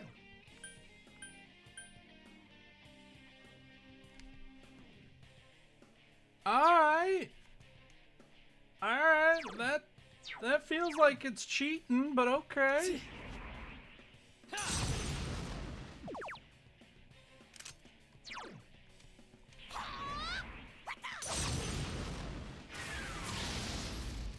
By the sounds of it, you didn't make AO infallible, so there could be some loophole he didn't think of. Yes, but you would then also have to find a loophole I didn't think of. And as the arbiter of existence, as the DM, if you bring up something I didn't think of, you know what you've just done? You've made me think of it, you fool. I am fully protected by self-fulfilling prophecy. Fight me, Sour. Fight me and fail.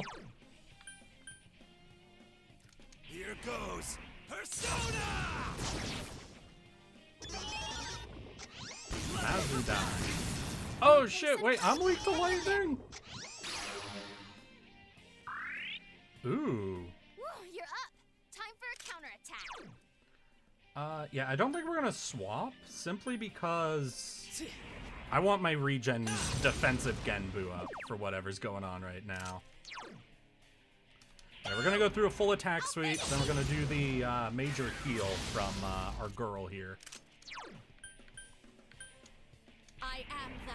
That should keep everyone pretty well topped up. I don't think we've had any of our fucking full lives sustained. Which is why we do a loophole without asking. Yeah, but it's the thing is, it's a storytelling game. So you can't do a loophole without me being aware of it, because then you weren't doing it within the game. You were just writing your own story, which I encourage y'all to go out and write your own stories if you have story ideas. Within the context of how D&D works. You okay, Senpai? Hang in there.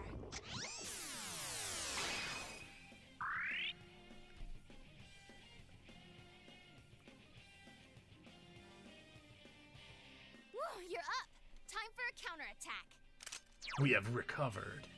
Alright, we're almost full health, so we're actually going to swap back to Osei so we can get back to Giant Fistin'.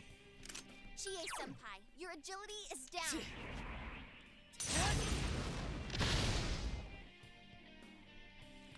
Do we want to go for crit chance anymore? Chie-senpai, your offense is Or down. just fucking put out damage? It's a strong one. Don't lower your...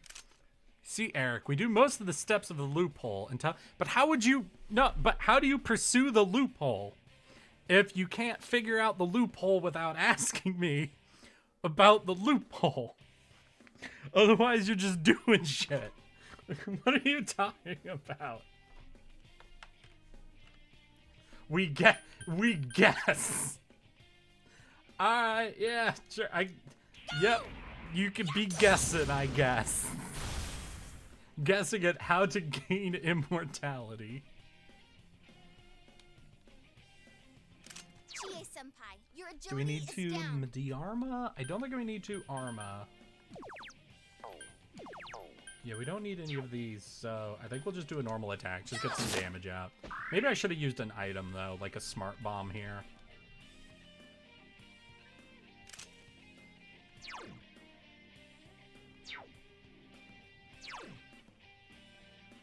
Do we re-up this? I think if they already have it, it won't let me, right? Alright, so we got all that down. Ooh! Chie-senpai's been hit. Hang in there. Ooh! Senpai, are you okay? God fucking damn it. Oh, and they got to nullify all their stats. Time for a Shit. counterattack. God damn it. I guess this is a good turn to fucking power charge then. Can we reach enlightenment Buddha let my style? That's guard down. technically god adjacent, but Chie-senpai, it's still your not a offense is god. down. God damn it.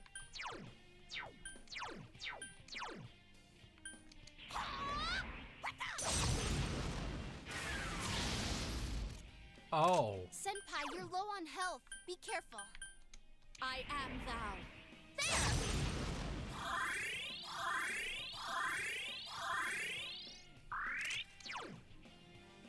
Here Yeah, we're gonna goes. re-up that fucking hit chance thing since it's willing to use its turn to undo that. So if it doesn't get extra attacks from like crits and shit, then if we just keep it wanting to get rid of that debuff, we might be able to get it to actually waste turns on that. Chie-senpai, your agility is down. Yeah, we need to I re-up am again. There! We have basically, as far as a fight is concerned, I'm gonna say infinite SP on Yukiko. So I think we're pretty good. Here goes. Persona! Boofudine! Nah, dude. Chie-senpai, your offense is down. Yeah, no, this is amazing. That fucking, that evasion hit rate fucking thing coming from, Kanji, I think is kind of carrying this right now. I'll finish you! So we are gonna re-up that every chance we get. No point using any of these. I'm a little concerned of her getting hit, because I think this will be the one turn they can't attack without the debuff. So we're gonna have Yukiko guard. One more cruel attack, and the next turn we re-up the debuffs coming from our boy. Why must you struggle so much? Oh, never mind. We procced something.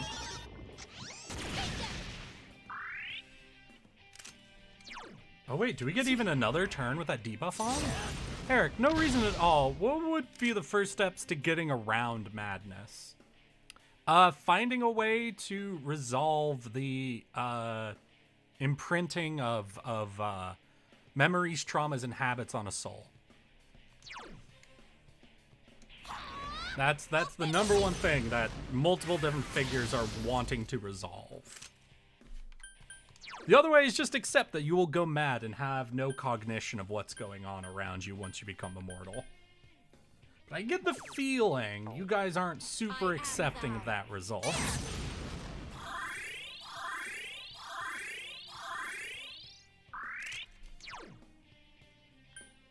Here goes. Now let's re-up these debuffs because I think they wore off.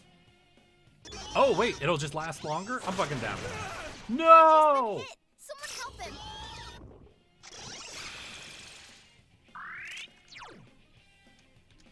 Give him a giant fisting. What does it even mean to be sane? Listen, dude. If you become a thing that only acts on traumas and habits and cannot create new ideas or plans, what are the effects of madness? Well, the effect is over time, you cannot react in new ways. You cannot think of new things.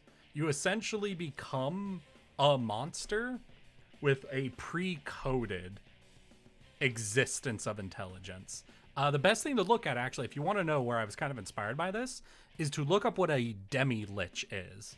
In D&D lore, there is a thing that can happen to liches where they become a demi-lich, where essentially they lose most of their cognition as they descend into their obsession to gain new information.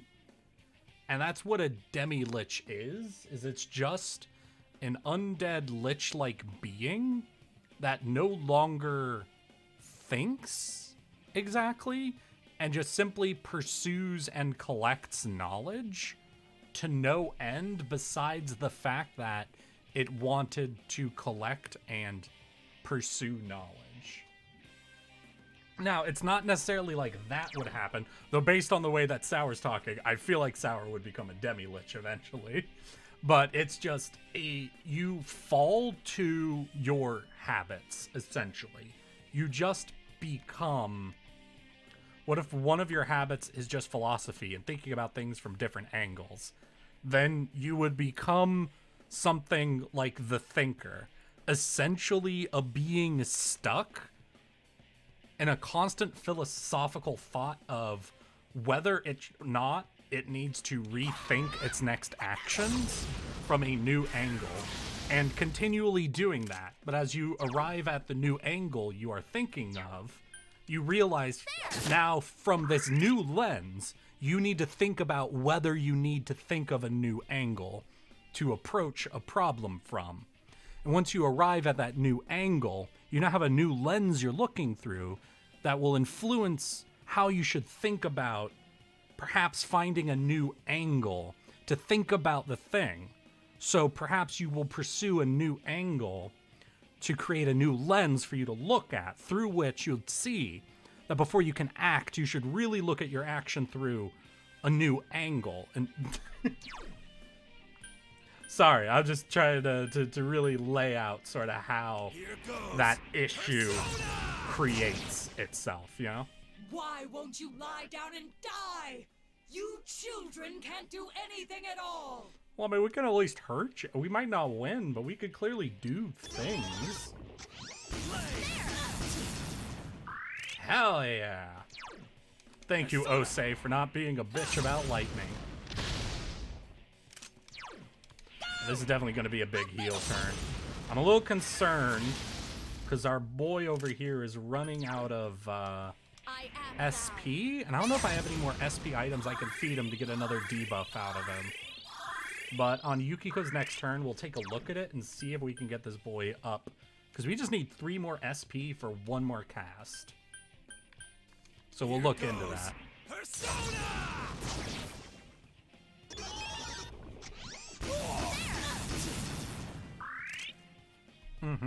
Yeah, it'll also make for a very fascinating fight, just because the character would basically every round shift into a new mental state for the fight, which can include a mental state of pacifism, a mental state of like going into a rage, a mental state of trying to alter the environment to give them an advantage, a mental state to throw out attacks or to throw out debuffs or to summon minions, but they would just keep changing, including wanting to befriend the party or trying to antagonize them.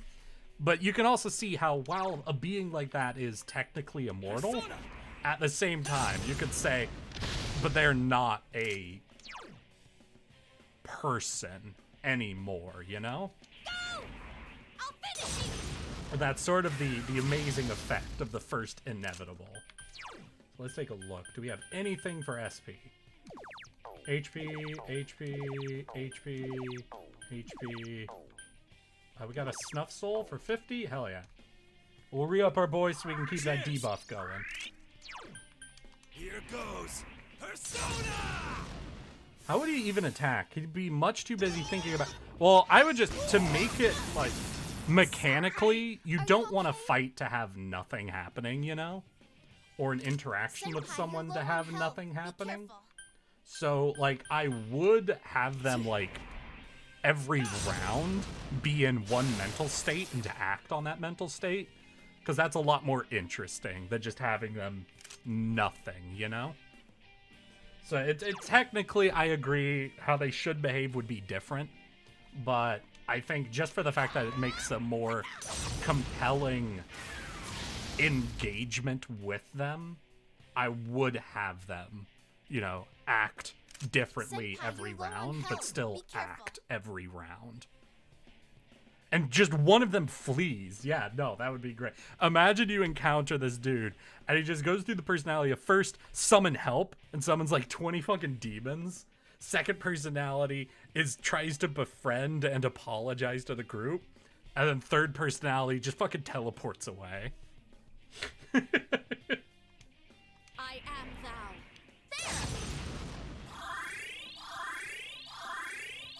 thou. That's very true, Sour.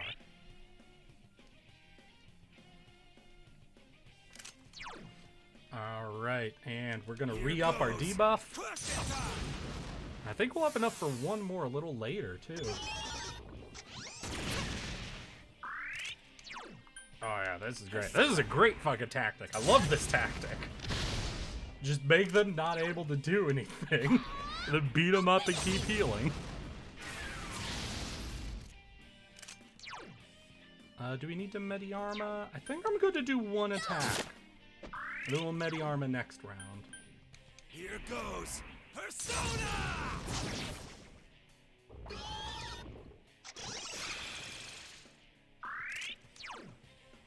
Persona!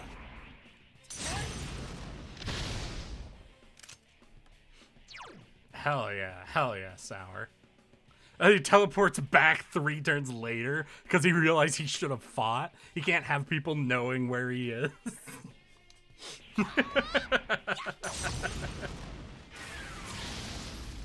Oh no, and you just gotta put like a 1% chance of them coming upon the opinion that they shouldn't exist, and they just fucking delete themselves from existence. I am thou. Not even like a suicide or anything, just like they think themselves out of existing. Here goes Persona! I don't feel so good, Mr. Star. I think we got this. Like, unless there's a transformation second form, which, given, you know, the lead up to this, there could be. I'm gonna say, this was far easier than the last boy. Here goes Crushing Time! And again, there very well could be a second form after this, because they're starting to do a lot of that, so very possible, but... Second form calling it now? Let's see crazy. More power for me!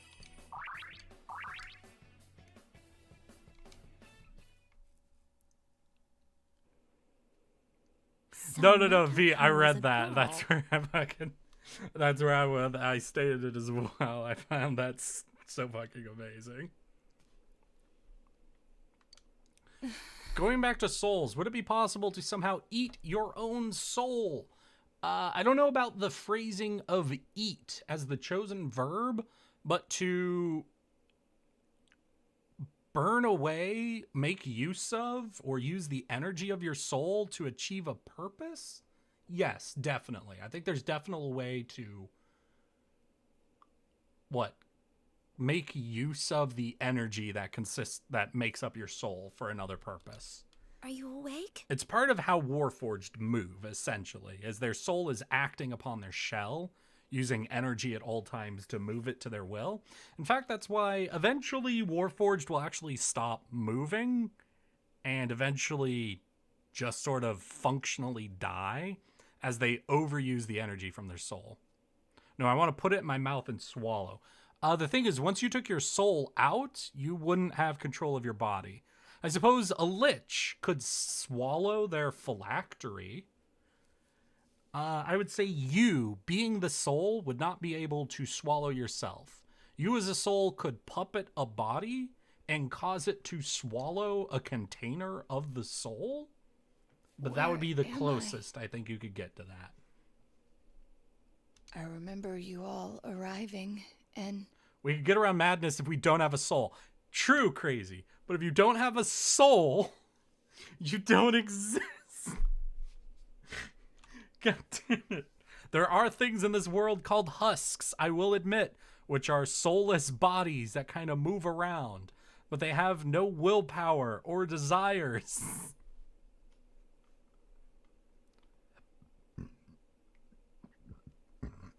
God damn it. That's right. You saw everything. Wait, we saw your dick? I lost both my parents in an accident. I was still young, so my grandfather took me in. Oh no. I was inept at making friends, so I spent my time reading detective novels in my grandfather's study. When I grow up, I'm gonna be an awesome Alright, Sour. hard-boiled I'm very detective. glad that your opinion is that a zombie is the ultimately enlightened being. My parents were I'm proud sure of that'll their hold job. up to They had philosophical no qualms scrutiny. about following in their footsteps. An inherited occupation can feel stifling to many, but I welcomed it. I yearned for the day I could be a detective myself. So wait, Sour, is a cup the ultimate enlightened experience? Since a cup has no desires. Perhaps I inherited that desire from them as well. I was always alone. Yeah, so that's all you gotta do. You just gotta Seeing true that, my polymorph grandfather yourself into a must have believed it was his non-sentient duty to thing. help me realize And my bam! dream. You're immortal and not crazy. I secretly aided my grandfather with his clients, and before I knew it, people started calling me Junior Detective. At first, I was delighted, but not everything. Yeah, went you're so just a smoothly. table. Yeah, Sour, there you go. Just become a mindless, non-sentient table. What was that you said about you're only a child? Not everyone welcomes my collaboration when it comes to solving cases. My status as a child. What type of was immortality sufficient to causes the offend madness? many What do you of mean, what those whom I type of worked with. immortality? Existing and making memories causes madness eventually. As over time, you basically you are consumed by your traumas and habits.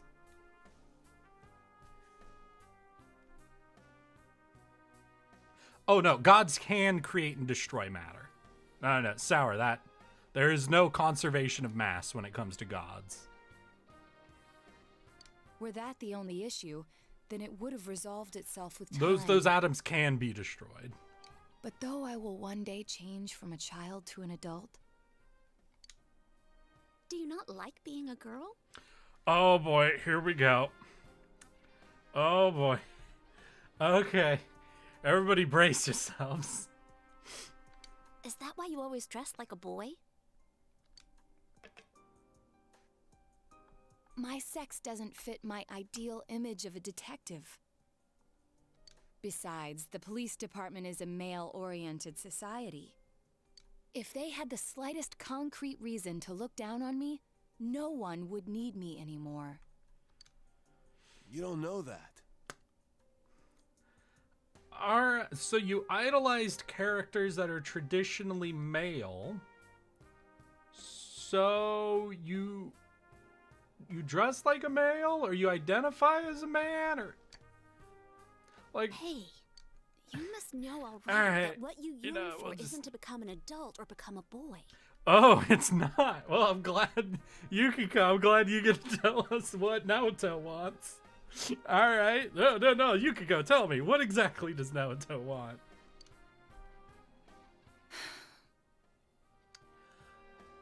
So, Sour, they do create their own demi-planes, planes on which they do control everything, though a plane is a little different from a universe, because Ao can't create a universe. I created the... Sour, I made the D&D game. I invited people, and I created a schedule, and I wrote storylines and shit, you know? I created the universe. I wrote over 47 unique countries because I'm a glutton for punishment and have too many ideas. I created the universe. Ao didn't do that. I put Ao there to keep it on track to what it's supposed to do. But I made it. You're absolutely right. It's just a tomboy, leave him be. Yeah, but you could have gods create in-universe universes. Sorry. Yeah, but I don't want ignoring to. You, I don't like pretending that. You didn't exist. I don't like that idea, so I choose no. So it doesn't happen. But you are me, and I am you. What I should yearn for, no, what I must strive for, isn't to become a man. Okay. Cool. Glad. All right. Fair enough. Cool. Then we've just passed up that big old can. We've looked it on the shelf. We've picked it up. We've shown it off to everybody going, hey, you guys think we should buy this? Everyone's like, okay, we don't need it. Put it back on the shelf and walked away. It's to accept myself for who I really am. The strength of heart requires to face oneself has been made manifest. What do you mean, Sour? What do you mean by to a degree? Yeah, they can understand that they are essentially infinite, that the universe goes on infinitely. Oh my god, what is that? Why is its sword so fucking big? Is this penis envy? Is this the persona of penis envy? She has obtained the facade used to overcome life's hardships. The persona Sukuna Hikona. In any event, you're a devious bunch. I can't believe you kept something like this hidden for so long. No wonder. I guess the people can already perpetrator has interact with eluded the infinity via police. math, but I'm sure there's a higher understanding and interaction you can have with infinity. But it's apparent True. now. But Sour, This case here's the is thing. far from over. If you're asking if in the game I've made with my human brain, I have an answer for what does something with a not human brain think of as infinity? Unfortunately, I'm not going to be able to answer that question. That's right. And you proved it, Naoto. Anyways, we can talk more later. We need to get you out of Real here. sorry, I can't answer that for you, Sour. I'm a little physiologically trapped in my current brain matter.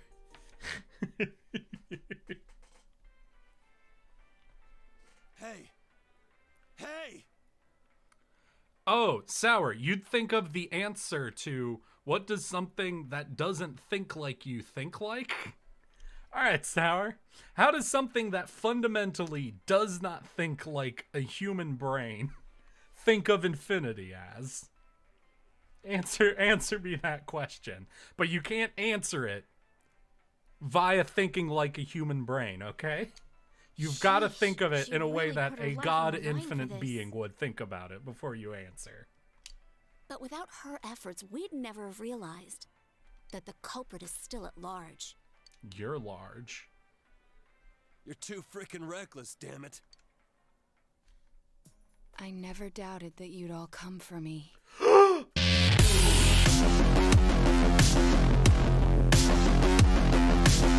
Sorry.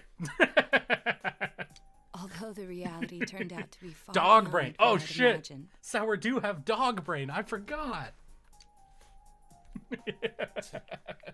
What a dumbass. You're no genius at all. Yeah, I mean, different, sure, Sour, but how? How would it interact? Like, you can't just say differently. You have to explain to me exactly how an infallible being interacts with infinity, okay? We were tearing our hair out over you. Sorry, that one didn't quite make sense. So you did worry about her, Kanji? Aww. Shut up. Mind your own damn business. I'll take her home. I don't think she can go back by herself. It's all right. I can. Well, I'm just saying my answer will change depending on what type of god you're imagining to interact with infinity. Okay, yeah, so how would your answer change, though, Sour? No way, Missy. Don't think that doing everything on your own is the adult thing to do. Come on, let's go. Grab on. Sorry, I'm too much. We have burnt out my reasonable brain with all the fucking philosophy talk, and now everything sounds dirty to me. Sour, look at the galley booty. It'll help you talky brain. God damn, Crazy. You're going hard on that. But I guess we can all sometimes be hard on things. Hey! Welcome back. Sorry, we got off early today. Oh, this is gonna be the rest of the stream, guys. I'm apologizing ahead of time, but this is just gonna be what the rest of the stream is like. Come on, take a seat. They found Naoto-kun. Oh, do you know who Naoto-kun is? He just up and vanished without a word. But it looks like he's back now. Way to put a scare into everyone. Eesh. Man. Drunkadachi. Same You mental don't seem level. surprised. Same mental level as not You Drunkadachi. didn't already know he was found, did you? How would I know that? You really ought to do something about that habit of yours, Dojima-san. They go to the same school. Rumors spread fast out here, you know? But man, why'd Naoto-kun disappear? I guess he can be a little difficult. Maybe he got sulky after being given the boot and ran away from home. All right. No. So I've been thinking a little bit, Sour, and I've got a way you can approach this. So there is a unique ability, a specific type of dragon. I believe silver or steel? I can't remember which kind, but I'm going to go with silver, I think. Silver dragons have a unique ability. Because what silver dragons will do is they essentially disguise themselves as a mortal being and live an entire mortal life working towards creating one like perfect work of art in whatever they do, whether they end up being a blacksmith, like the perfect thing, you know. They essentially live a mortal life to reach a level of perfection in one thing, create one ultimate work for what they've been doing. Then they bring that back to their dragon cave, they add that to their hoard, and then they wipe their memories and then return as a... You think that's steel? Okay, then that might be a steel dragon. But they possess a unique ability to fully and completely wipe their memory. Like, it can't be undone by a remove curse effect on them until they return to their dragon form. So, if you, as a caster, can find some way to copy that ability, and then at a point where you begin to go mad, fully wiped your mind. I don't know if it can be undone via wish. I don't think so. I'd have to look at it again. It's been a while. I'm sorry, Sour. And then were to wipe your mind through a like true wipe method, and then reincarnate yourself, you could technically keep doing that. But whether you would consider that immortality or not, since you would essentially be a new person every time you quote unquote reincarnated, yeah, I think that would come up to your own definition of that. Like the soul could keep existing forever. But that's because it would keep losing everything it possessed, essentially. But I tell ya, I was shocked to hear that he up and vanished like that. If there'd been a fourth kidnapping and murder, we'd be back to square one again. Adachi. Nerd talk. Yeah, how you doing, Ward Doge? Sorry, Sour's been trying to ask me You a know what lot of sucks? philosophy We still don't have questions proof that the about Cooper my kid D&D murdered anyone besides universe, Mr. Mora and Oka. it has led to some pretty aggressive nerd talk. How are we gonna make a case like this? Specifically about the nature of godhood, infinity, and morality. I wonder if Dojima-san's instinct is right. Maybe there really is another perp out there. I do A admit, real- fantasy philosophy is interesting, but that's normally because how in real philosophy there are no solid answers. In fantasy philosophy, when you have like established hard-coded ethics, like the alignment chart, you tend to be able to actually arrive at definitive philosophical answers, you know? Adachi, how many times? But I yeah, gotta that's say not it? always true. Quit It's just the running part your that I think mouth like tends to that. make fantasy philosophy very interesting compared to normal philosophy. Not to say normal philosophy Well, isn't interesting, sorry. just when you're comparing the two, fantasy tends to have a little bit of a All right. different see here. shape to it. Don't worry about the case. Just go study like a normal student. Dad, If you don't, yeah. I'm going to bed.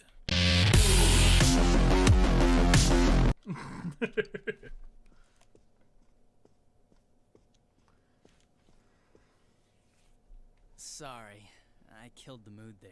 Yeah, Adachi. Yeah, God damn it. Totally Fuck understand you, why Adachi. Dojima-san's worried. Just leave the case to us police. You know the problems it could cause if something happened, right? It becomes a lot more nuanced because there's a lot more stuff you have to consider. Magic, monsters, other sentient races, actual gods, and more. But also the more data points you have, I think the easier it is to arrive at it. If it, for example, Sour, if in our world, definitively provably, God existed, like, no way to question it, like fucking talks to people sort of shit, philosophy would be a lot different and a lot easier to solve, you know? There would be exact answers. And like when you have all these other data points that we don't have in our world to kind of work off of, I feel like you can arrive at Like, more if it happened you were definitive mixed up in it, answers. we'd be real worried. Whereas, you know, philosophy IRL is a little less definitive on what it can even arrive at. Are more scary things gonna happen? No way, Nanako-chan. Everything's all right now. We caught the bad Man, such low So no more viewership. scary You guys things think will it's because of happen, all the philosophy to Everything's just at her fine. ass. Oh god, so much philosophy and God talk within a fantasy context though, so don't worry, at her ass. Sour has been asking me questions about how morality, ethics, immortality, and shit like that works in my D&D universe. Oh man, it has been a time. It's also an issue though, because how do you know the god is objectively moral? Well, if an objective, definitive god existed, like an objective, definitive creator of everything, then as the creator of everything, they would be the definition of morality. Now, their morality could differ greatly from yours, which would make you perceive them as immoral. But if a being controls and makes everything, their thoughts are definitionally the moral ones, because they are everything. They are what the world is. It wouldn't matter if you, as a thing they made, disagreed with their morals, because as something that they make and know everything about, you are a small piece of them. You are a piece of morality, whereas they would be the whole thing. Anyways, your dad's just a worrywart. Now, whether you could know whether it was lying about whether it was the god, again, I said, if God existed definitively and provably, like, obviously, if there's a thing that is powerful and lies to you, that's different than saying a definitive, provable god. Leave it to me. You might not know to look at me, but I got the most brains in the whole police department. Let's hear. All this talk about the soul and things has reminded me about this time when a guy was trying to sell his soul on eBay. Oh yeah, I remember that actually. Did you guys ever hear about the dude that was selling fucking animal daycare around, what is it, 2012, when everyone thought the rapture was coming? Oh. It was like, after Too you hard get to raptured, understand. I'll take care of your animals. You say, I don't believe in God, so I won't be raptured. So Well, I can now I that can feed and Dojima-san's walk your gone, animals once I you should get get going, too. raptured. Good night. Oh man.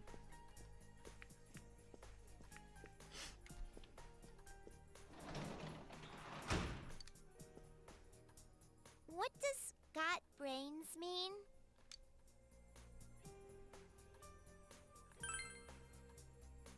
Huh. So things will be alright? Probably not, Nanaka. Remember the guy who listed the Costa Concordia as buyer to collect? Yes, I actually do remember that. Oh fuck. Oh god, there are some amazing fucking attempts in the world, and I love all of them. Just the greatest attempts at of all time. Oh yeah, hell yeah. Right, we beat a dungeon. So now we get a good save. Damn, I wonder who's gonna get fucking captured in the TV next. Hope it's me. Though I probably won't be till the fucking end if that happens. Realize you haven't bought anything? Yeah, I don't care about the shopping channel. Alright. So we want to boost Rise, Kanji. We cannot interact probably with Naoto until some major event happens. Let's go ahead and check social links. Yukiko is maxed. Chie is maxed. Kanji is at 5. Rise is at... No, Kanji's at 4. Rise is at 5. Nanako's at 6. Marie is at full as well.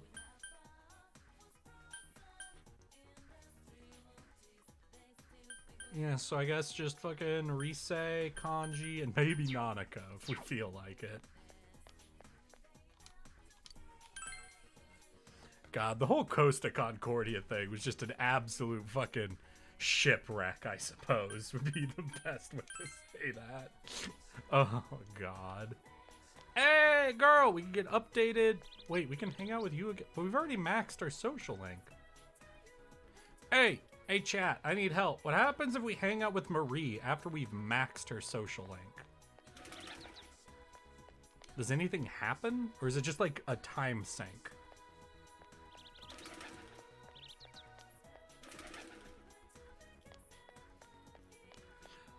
I think we have to ask why a god has final say on morality just because it created everything. Being all-powerful doesn't equate to being all-knowing, but you're all-powerful and all-knowing, and we still exist in this universe as it does. It doesn't make a lot of sense.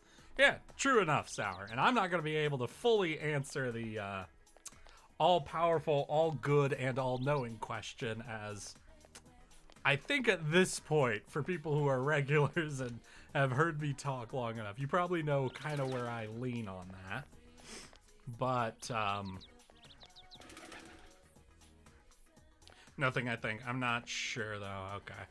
But I would say, if something existed that determines the state that everything else exists in, you know, a god, and created everything, even if not like all-knowing, they are all determinant. There are things they might not know, but they determine everything. And by their ability to determine everything, they can determine morality. In fact, they do determine morality. Because if they create and affect all things, then they can choose what is or isn't moral. If something is all-powerful, it can just tell you what is mortal or what is moral, and that just is true, because that is its power, is full determination. Damn, we shoe shopping?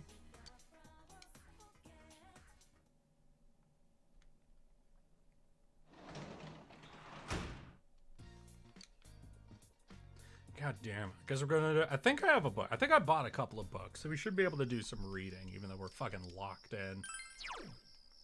Oh yeah, the man god. Let's get reading. Decided to continue. Every chapter begins, all men have the great spirit of masculinity within themselves. God damn it. Alright. Hell yeah.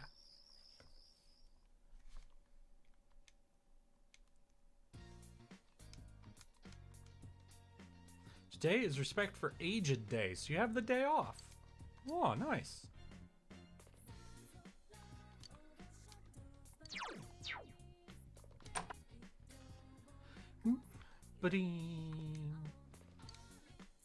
Alright, girl.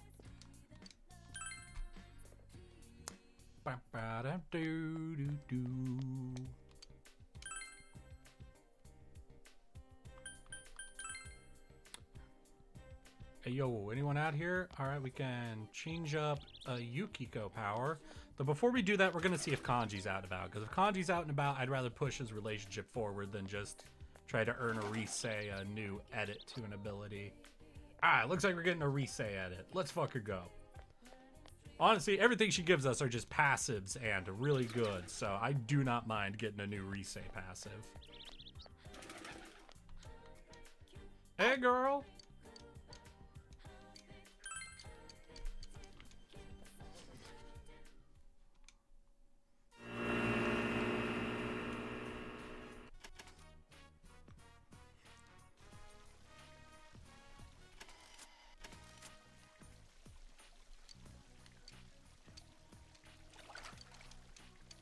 Alright, come on, what we earning?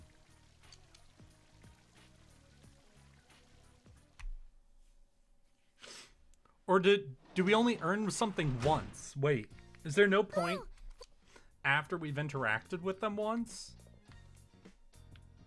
God damn it.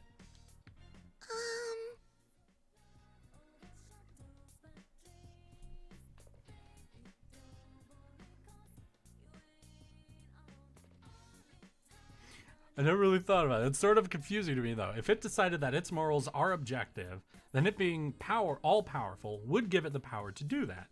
But if it had those morals before they were decided objectively, it still would have forced its own subjective morality on the universe at some point in time, unless it existed beyond time. Then in order to make its subjective morals objective, it would have needed to happen at some point and never at all. Yes, this is the inevitable paradox of an all-powerful being. Is if you keep going wide enough, you will eventually find something that has to be resolved cyclically.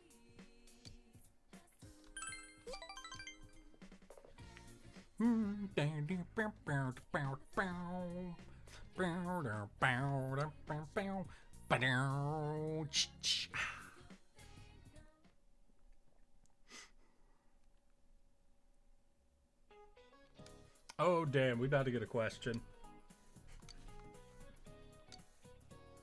Live over 100 years. Heck, she's almost there. I wish her all the best to reach 100. Oh, go fuck! You're a city boy. You might know this. What do you call somebody who's between 90 and 100 years old? What, octogenarian? Nonagenarian? Decepharagitarian? 90, so I'm gonna guess nonagenarian.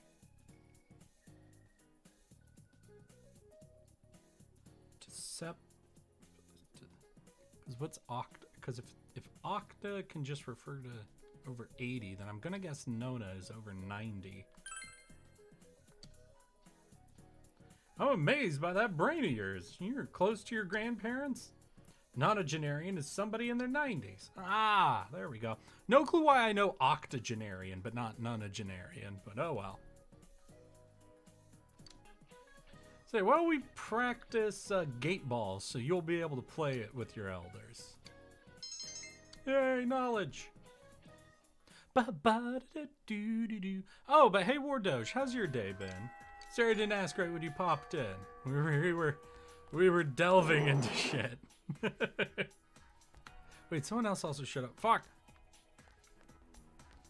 Hey, girl. How you doing? Go get that blonde boy, girl. Fucking do it. Destroy him. Alright, Yukiko, they're already maxed leveled, so let's go see if Kanji is here. No Kanji, no Risei. So we'll do a quick sweep in the shopping district, and if nothing, maybe we do noodles? Try to get a stat. Well, we'll see what the noodle stat boost is.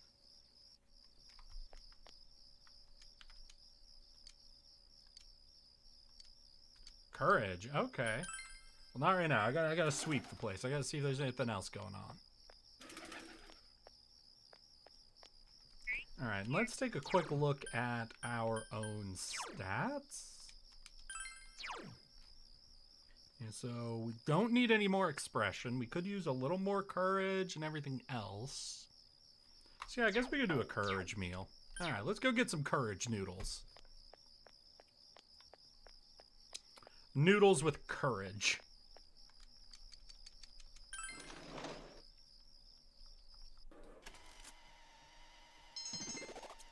Oh shit, wait, did that level us? Did we get the max courage actually just right there?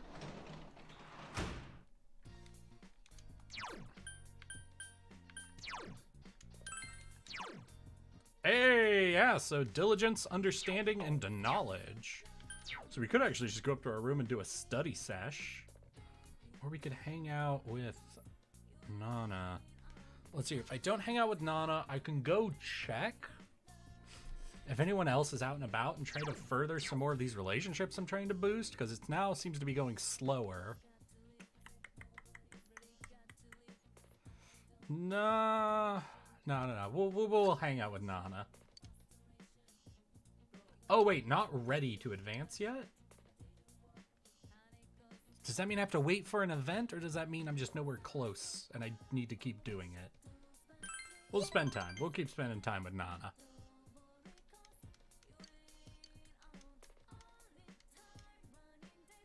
Do do do do do do do do do do do. Oh shit! School event. Or is it just people saying, "Hey, we gotta hang out"? Oh hell yeah, we can do kanji.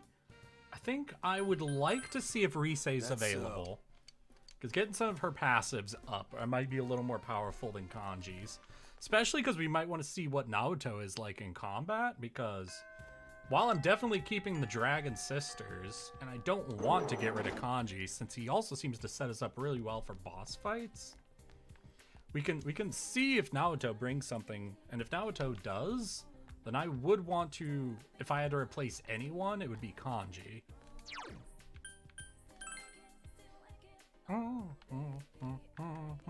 Hey, Kanji.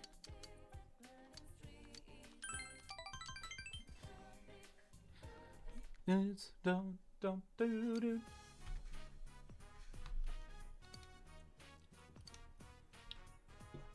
No complaining, okay? Hell yeah. My phone has gone from 30 to 1% in like 4 minutes, so I'm gonna head off before it dies. Alright, crazy. Have a good weekend. Hope to see you tomorrow. Remember, tomorrow we're going back into Mass Effect, so hell yes.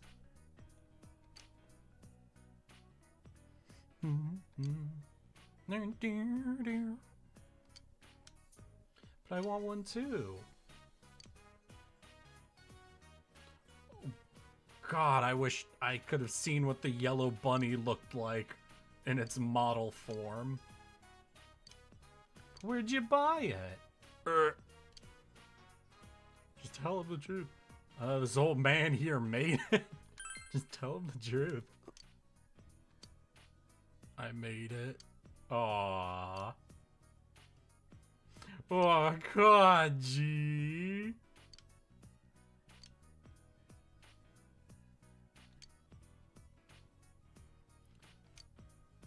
Adorable little sewing boy.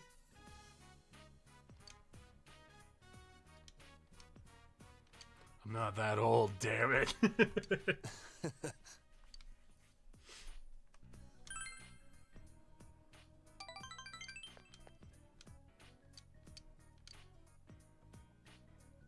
looks more mature than you. Oh, wait. Everybody brace yourselves. We're about to get flashbanged. Feel your relationship with Kanji has grown yet deeper. Brace!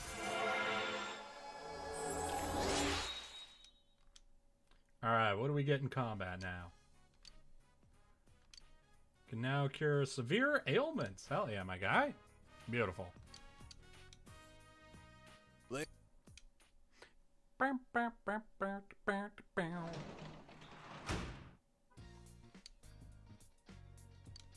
It's a fridge full of food, so we could do something to do relationship shit, but hey, we're gonna hang out with Nana.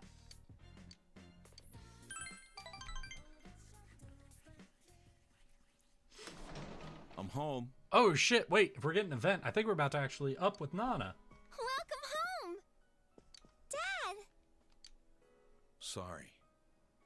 Aww. But this paper... Scheduling of parent-teacher interviews. Man. A survey, huh? I can feel my brain throbbing. Well, I'm glad to help, Sour. I'm glad to help expand your mind state. It's fine. It's fine, okay? You don't have to write anything. You don't have to come. Just another case to you, right? It's more work, isn't it? Bad people and everyone else are more important to you than...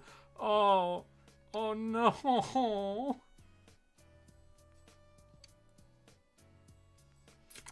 Nana! Hey. What have you done, Tojiba?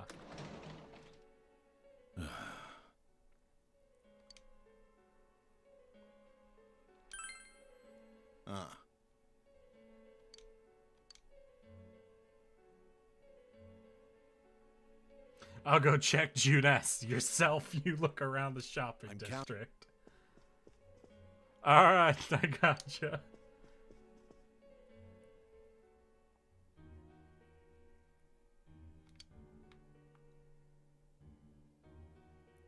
Dang, I guess I looked everywhere and I couldn't find her. Hey! Oh, Yosuke. Oh, shit, all y'all.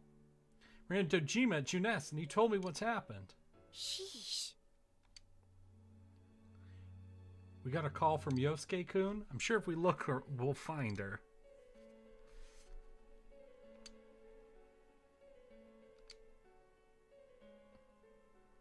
Kalnanica said her family used to go to Schmegma when her mother was still alive. We gotta go to the Schmegma floodplains.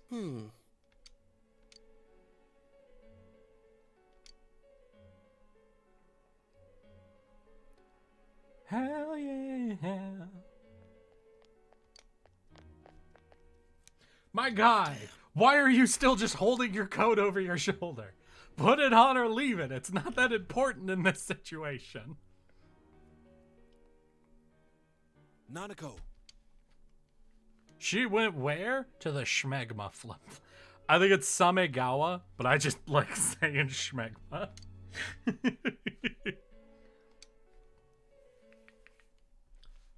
I'm not her real father, huh?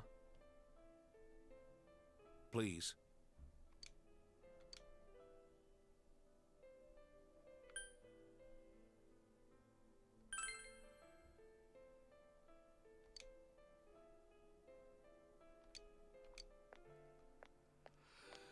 Aww.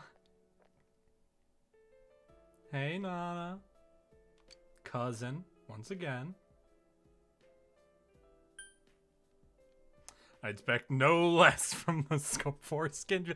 No, Edoraz, why? Why would you call me a foreskin VTuber? No. No. Stop. He was looking for me? Of course.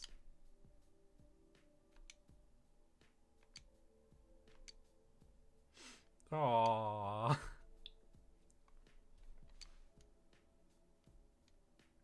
Oh, wait, everybody, new flashbang. Prep yourselves. Ah, close one.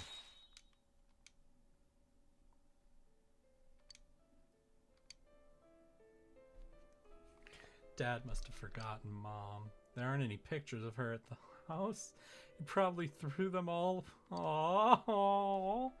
Thanks, I'm blind. You're welcome, War Doge.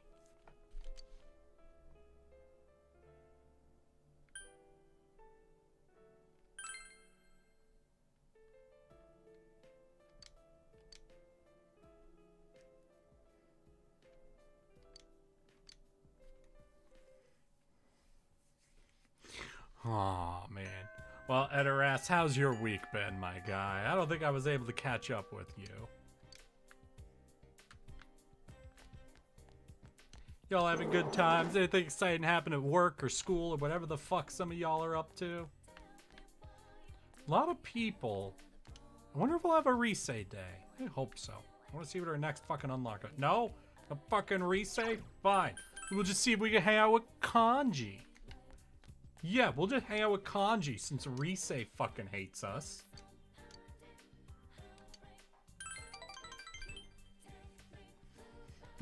I've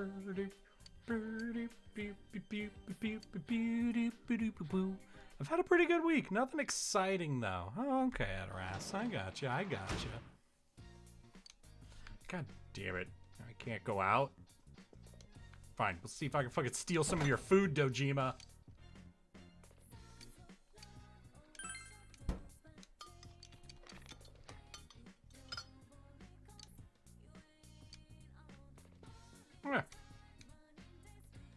Might need to leave for a bit. Stop thinking. The front part of my brain hurts every time a thought occurs within my head. Oh no! You have created a new fucking wrinkle, Sour. You are ever closer to infinite madness. Changing careers. Let's hear that we've maxed courage and what else? Yeah, courage and expression. I think if we do just a couple of study sessions, we might be able to max knowledge as well.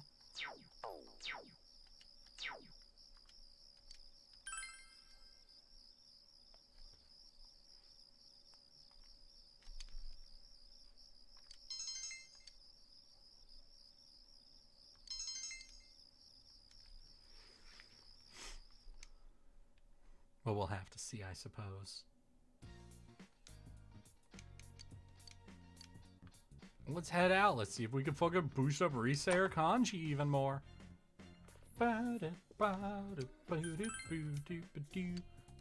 can we hang out with Nana? No, no Nana.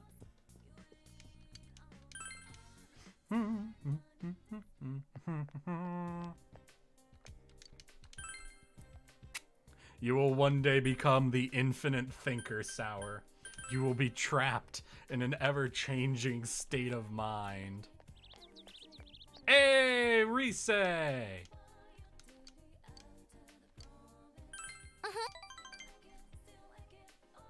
The phrasing on that. The phrasing of what? Hell yeah, we're close. We're close to an up. We're close to an up with Risei. I should really have checked what her persona is. And just go see if I can buy one from the fucking persona store.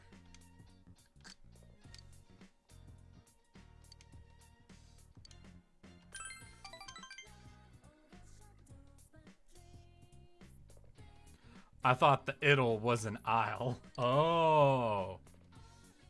Gotcha. Listen, V, I understand why you would come to that.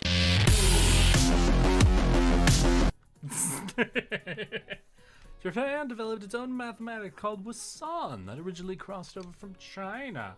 Wasan, by the Edo period, developed so much that they could calculate 41 digits of pi. A book came out titled Math Girl. It's a bit of a nerdette back in my youth. She was a boring housewife. Time is cruel. Even Wasan has disappeared.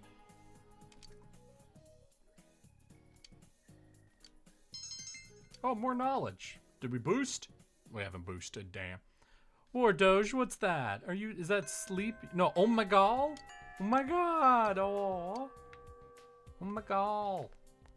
Oh my golly, oh my golly, oh my god. Where is my brain right now? Sour, you have used too much of my brain's focus.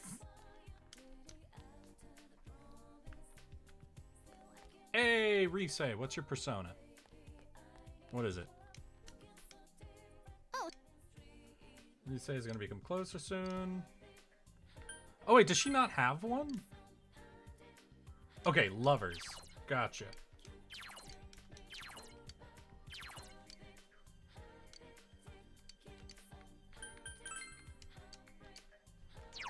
Alright, and I don't have any lovers, right? Of course, it doesn't say on the fucking list. Fool. Temper. Chariot. Sun. Aeon. Priestess. Hermit. Emperor. Star. Strength. Hero. Emperor. Alright, yeah. We're gonna go get some lovers. We gotta go buy a lover so that we can hang out with... Just stay here, Rise. We'll be right back. I need to reboot. Tardigrade got brains? Of course, we move and think. You know, they're just slightly squishier. Not quite as, you know, wrinkly as human brain. Brain EXE has stopped working. Exactly. How you doing, girl?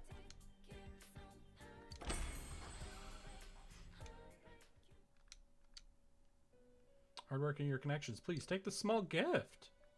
Reduce the cost of summoning personas from the compendium. Hell yeah. Alright, can I check? Do I have any lovers?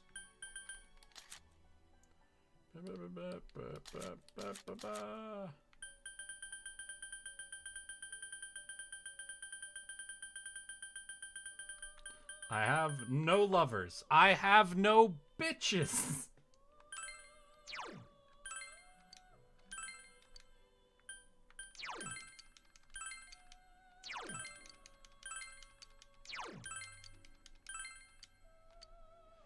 Alright, I guess we could see if we could get any fuses. We'll start with some normals. See if we have... Alright, no lovers from you. Can I fuse a lover? Question, do I just have to find one? Or can I make one? And do any of you know the ingredients to craft a lover?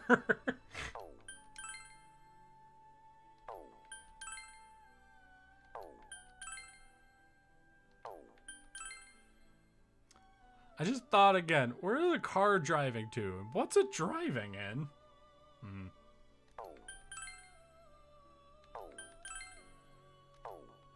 God damn it. One rib bone. Ah, got it. One rib bone and a pound of mud. Understood. If I did, I probably would have abused that formula by now. Chester, no. Oh, shit, we got one. Alright, a little cringe because it's going to use up Osei and Eligor.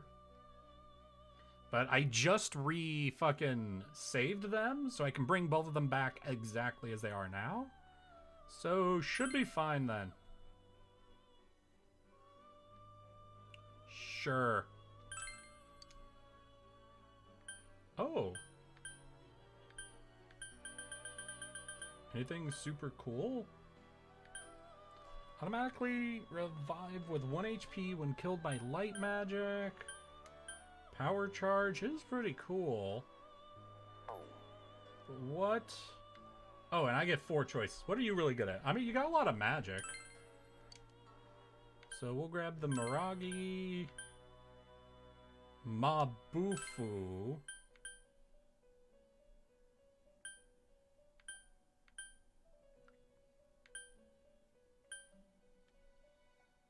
Fire boost? I mean, we have Miragi, so I guess fire boost is pretty good. We could grab the Garu. Is there anything else really cool? I mean, power charge is cool, but it's only for physical, and this person's more magic based.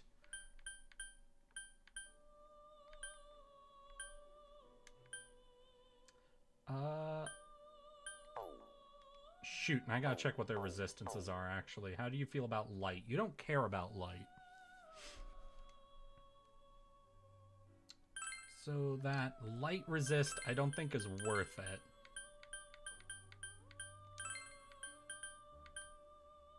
So I guess we'll just grab Garu.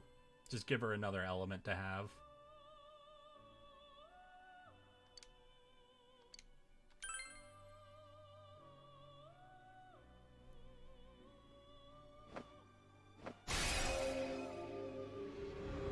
And we gotta resummon Osei and Eligor.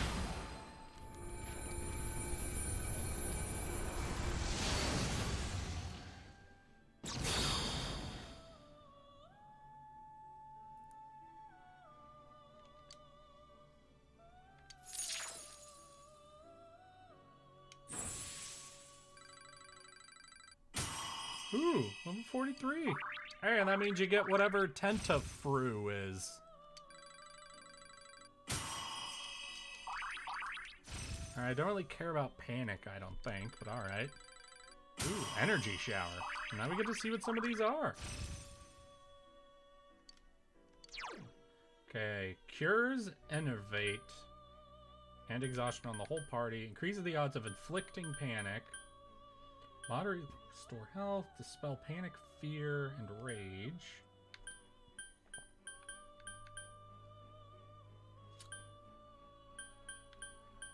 Okay, we'll drop the Mediarma because we already have one and we're not getting rid of Yukiko anytime, so we do not need it. Cool. Oh, they're one of my favorite... Oh, what is that, Sour? Alright, and now we need to... check Compendium?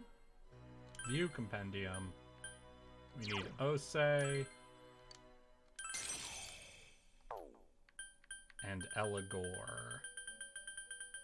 And Eligor's a chariot, I think.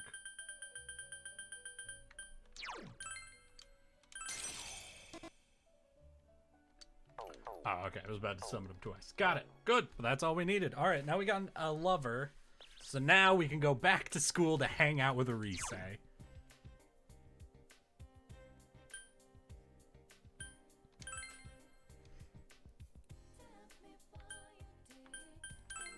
Oh, wait. Was Sour asking about the rib bone thing? Yeah, no. God, according to the Bible, God made Eve out of ripping a rib bone out of Adam. And Adam was just made of clay, which kind of raises the question why you needed the rib bone if you could just make people out of clay, but, you know, whatevs. Maybe it just made it easier. Maybe it was like, God, this is going to be a lot less effort if I just use a fucking part of them. Tons of fun. Not many people tried to come up and talk. Maybe they already forgot who I am. Damn, girl. Pretty lady. The second is main psychic persona in Persona 5. Okay.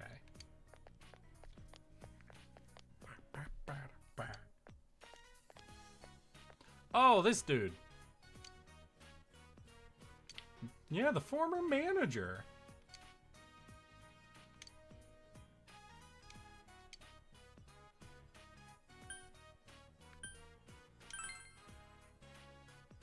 I'm one of her fans myself. Her talent is captivating.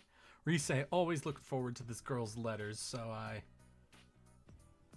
In today's cult of personality, being popular carries its own problems. True. Truth. Nah, dude, don't worry. I'm like, I'm a pretty popular VTuber, my guy. I get it. Don't worry. Nah, I get fucking 10 views on average on most of my streams, so... No, I understand when people are flocking to you for philosophical discussions of fantasy morality.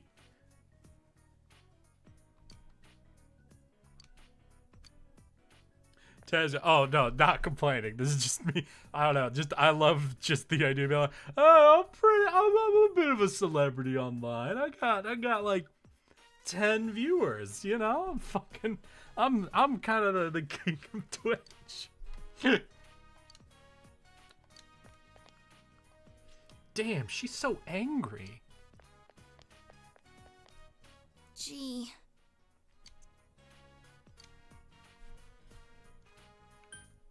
So you're really quitting? Huh?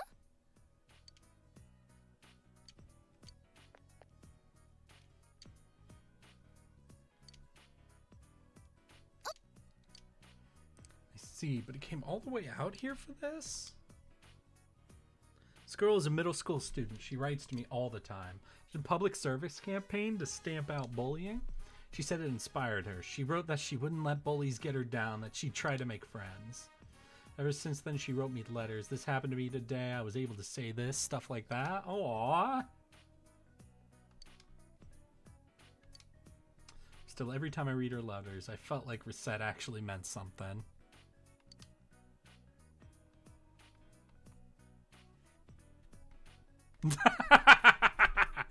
All right, Sour. I'll work on it. I'll start waiting for them to announce their next fucking deal, and I'll be like, yeah, I'm applying to join fucking HoloLive or HoloStars or whatever. Like, oh, are you pretty engaged with the overarching community?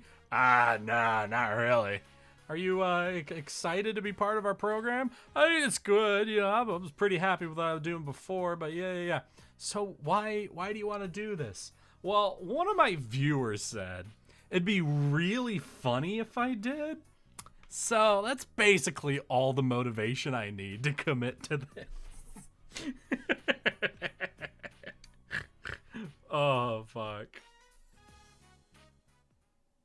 You know, I'm starting to understand why my fucking viewership and chat is made up of a bunch of dickish idiots. No offense, obviously. I can apply at any time.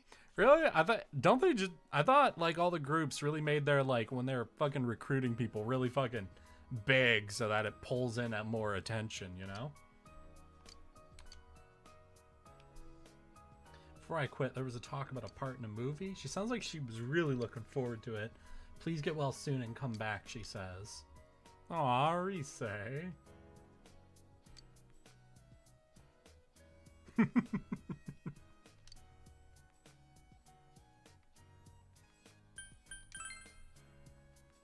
What? Fuck you!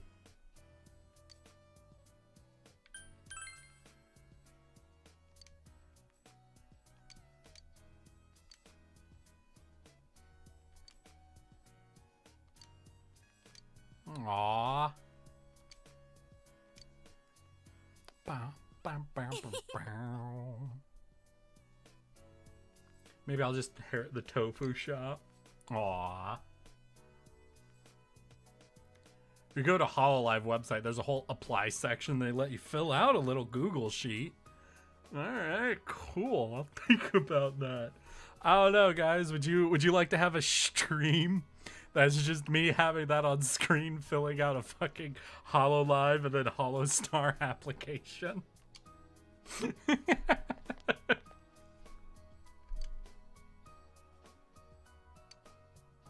Marry me once we graduate high school, and the two of us could work at a tofu shop together. Aww. Huh?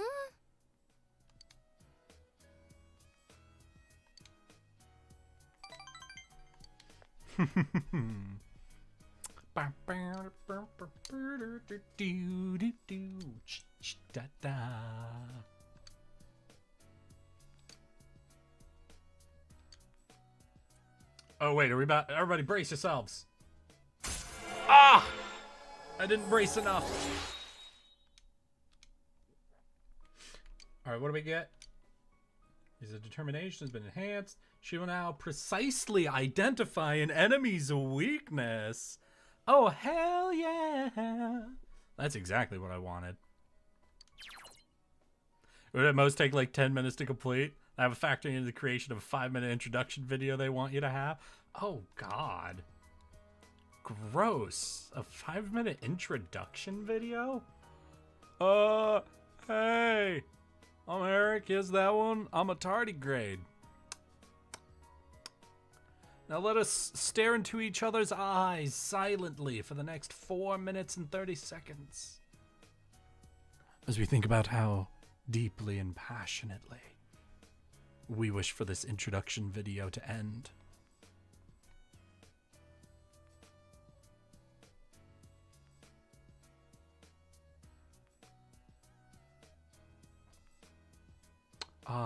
We are through our first 15 seconds.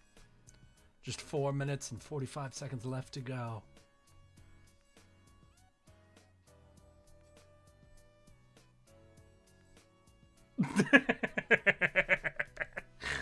There has to be some sort of quality control. I mean, yeah, but I feel like, 5-minute long in-character self-introduction. Feel like, I get it. I understand why they're doing it. It just sounds so fucking funny to me.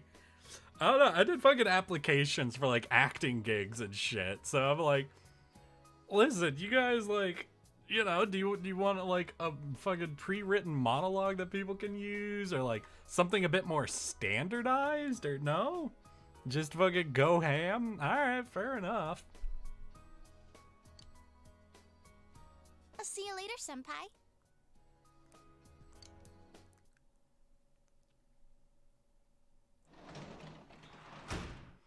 Oh god. Oh chat, wait. Bro. What if I let y'all, each of y'all, write a 5-minute lore introduction, and I had to perform as many as you guys fucking made for you? Alright, no, that could be a fun stream, actually.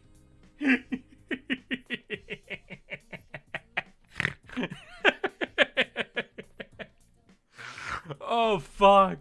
Oh wait, no, I shouldn't have thought of this. Oh god. Oh no. Oh god. 3-hour long staircase. I think I cheated that at her ass though, because I don't got eyes.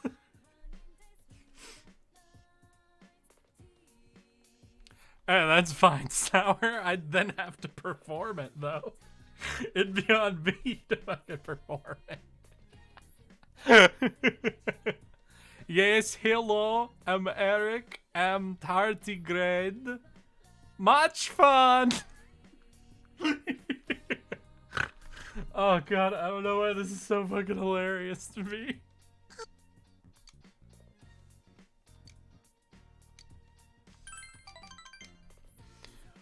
Oh fuck.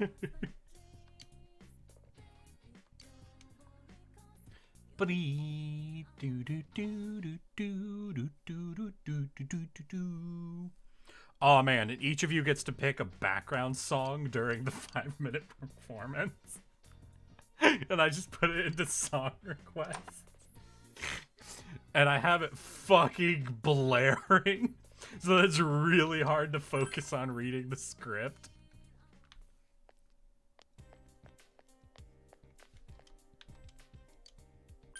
I choose Sneaky Snitch. Damn Teddy. Damn Marie. Damn Marie say. Do we also have a kanji? Penis music. Hey, we also have a kanji. I think I'm gonna go with kanji. No Risei.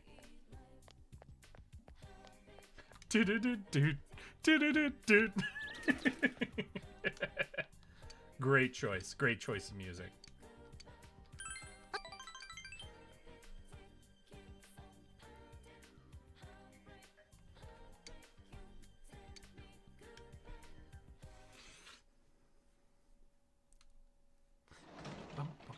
Ba-da-bum-bum.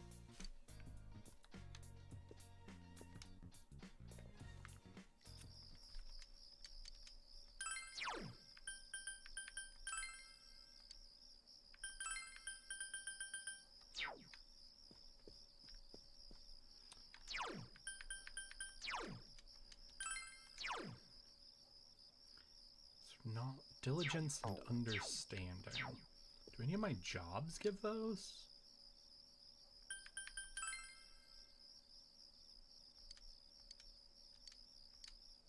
Making origami will do understanding. Alright. Song reeks of children's Minecraft videos. Oh, fuck. Yeah, Sneaky Snitch do get used in a lot of fucking videos, doesn't it?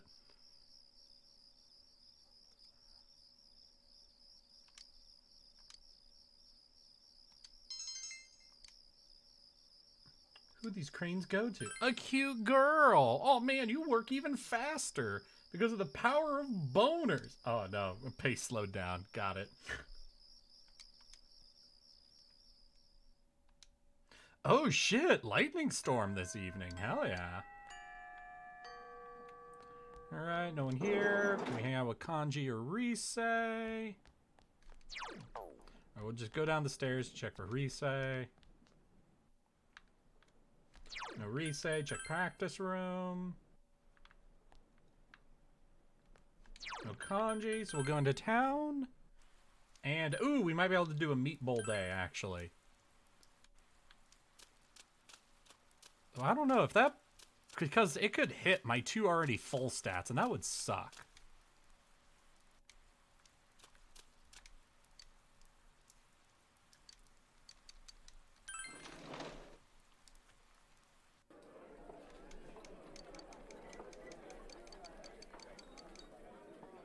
I'm unable to finish the meal, I know. Now, just don't hit courage, or... I don't remember what the other one was. Shit. Alright, we wanted understanding. We also want expression and knowledge. Expression or knowledge. Come on. Come on, baby! Come on. All 6s. Hey, though! Their understanding's gone up. Knowledge? Ah, damn. 1 fail. Oh, well. But hey, we now have fucking perfect understanding as well. We've only got 2 more stats. And I think it's expression and knowledge. And since it's raining, actually... Since it's raining... Ooh, we could double boost our knowledge. And I think it would go for a triple boost. Or we make food. I think there's enough food we can make food for our friends. To boost relationships. Oh, I think relationships are more important than knowledge. In the context of the game.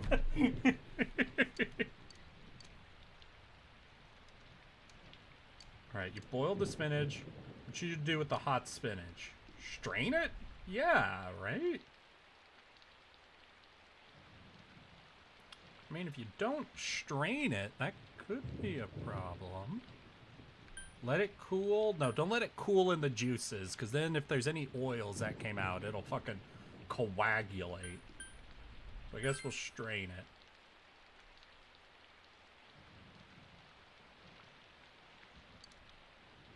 Perfectly. Yeah, hell yeah. The one in the Discord that's better than the film show? Oh no.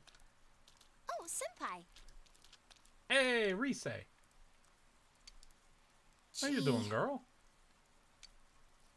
But I guess there's a silver lining. Hey, senpai, if you don't huddle in a little, your shoulder will get wet. God damn, Rise.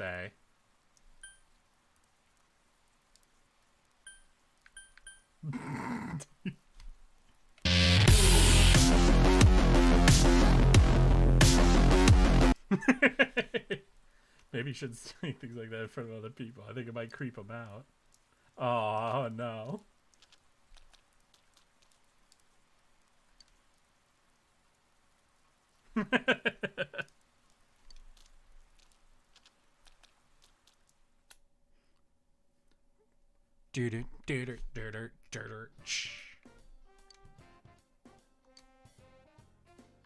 All right. So Rise or Kanji? I think we'll go for Rise. I think we're already kind of ahead on her, so if we can get her boosted towards the end, I think that'll give us the most power out of anything. Why does she back down so quickly? She's not used to us fucking challenging her on the flirting, I think. This is so good. You're a culinary genius yourself, Kun.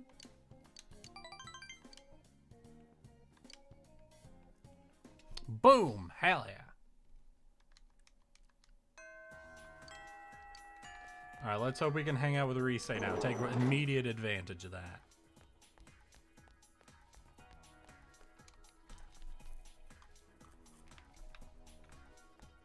Damn it, no? Oh, we'll see if we can hang out with Kanji.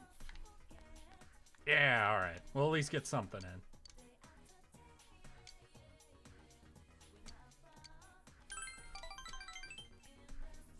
Do do do do do do do. The Schmegma Riverbank.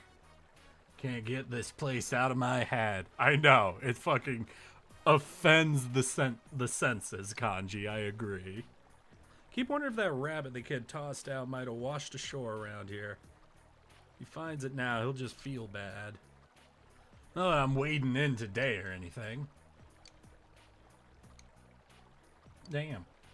It's really happy. I've been looking for you ever since. Aww. Can you make some more, mister? My mom really wants one. Damn, dude. Guess you make bunnies now, Kanji.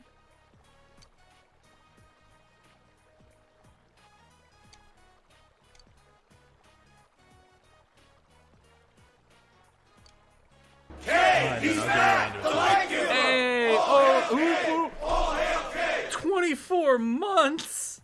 God fucking damn, Ubu! 2 full fucking years subbed up, my guy. Absolutely outlandish and amazing. I am flabbergasted. I am fucking thankful. I'm absolutely. Oh my god, Ubu. I'm glad you're able to make it before stream ended. Though we honestly don't have much time left. And I'm so sorry about that. Ubu, put them all to shame. Drop a nice redeem, my guy.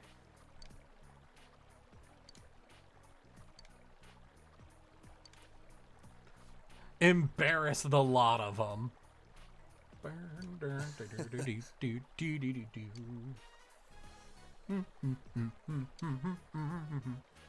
I think on month 19, if I'm not wrong. I'll be there soon. Alright, Sour. Fuck!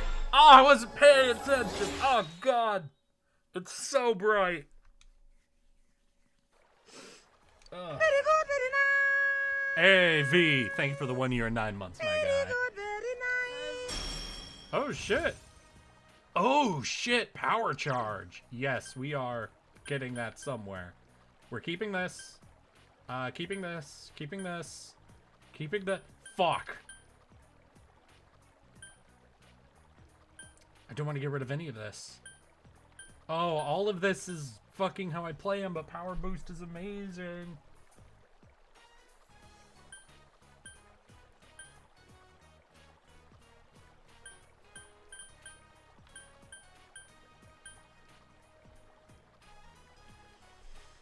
Alright, I guess we'll just depend on Atom Smasher. It's really solid. It's medium multiple times, so I think it is better than Cruel Attack, but damn. Oh, well.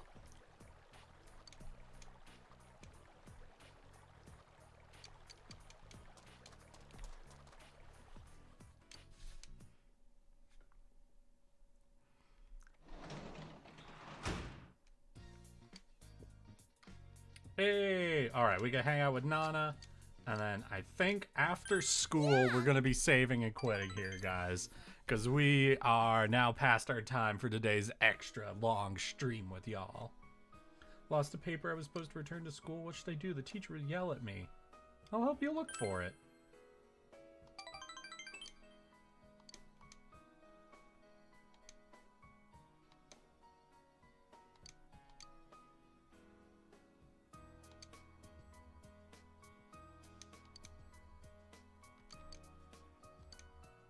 To be a photo.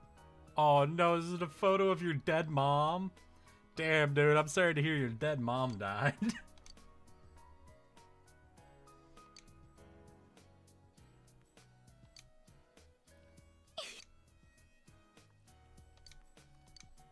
Called it! Dead mom photo. Classic. Classic.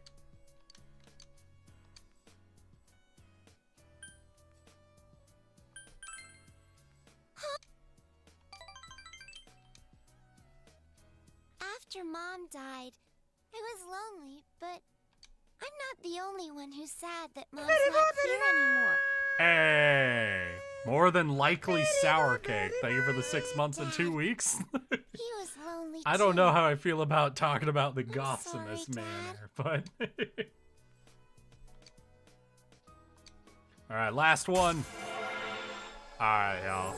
With that, I want to thank you all for coming and hanging out with me today. And Sour, thank you for the 1 year and 9 months, my guy. Absolutely amazing.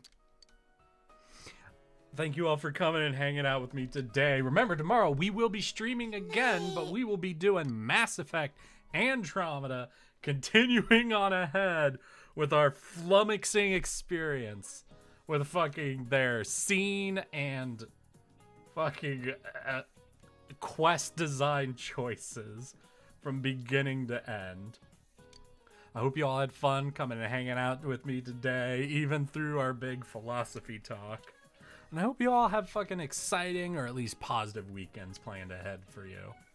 For now, I simply want to wish you all a good night and to remind you all that I love each and every one of you and can't wait to hang out again as soon as possible. Oh my guess, just tell us. Do you know the answer? Here in the throat, the Adam's apple.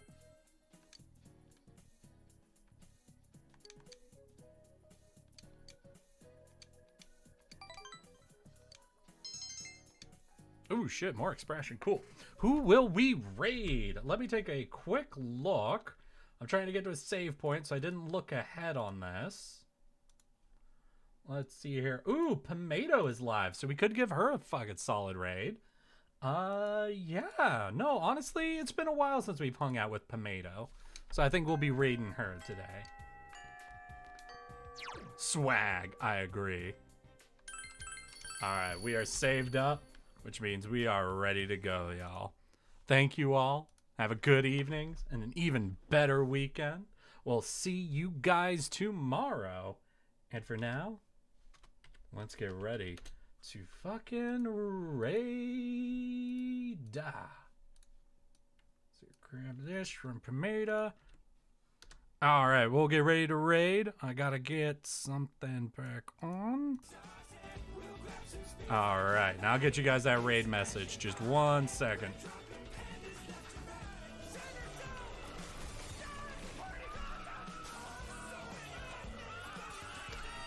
All right, grab your raid message and let's get ready to go, y'all. Have a good time, and let's get out of here in 5, 4, 3, 2. Let's raid, bitches. Good night to you all.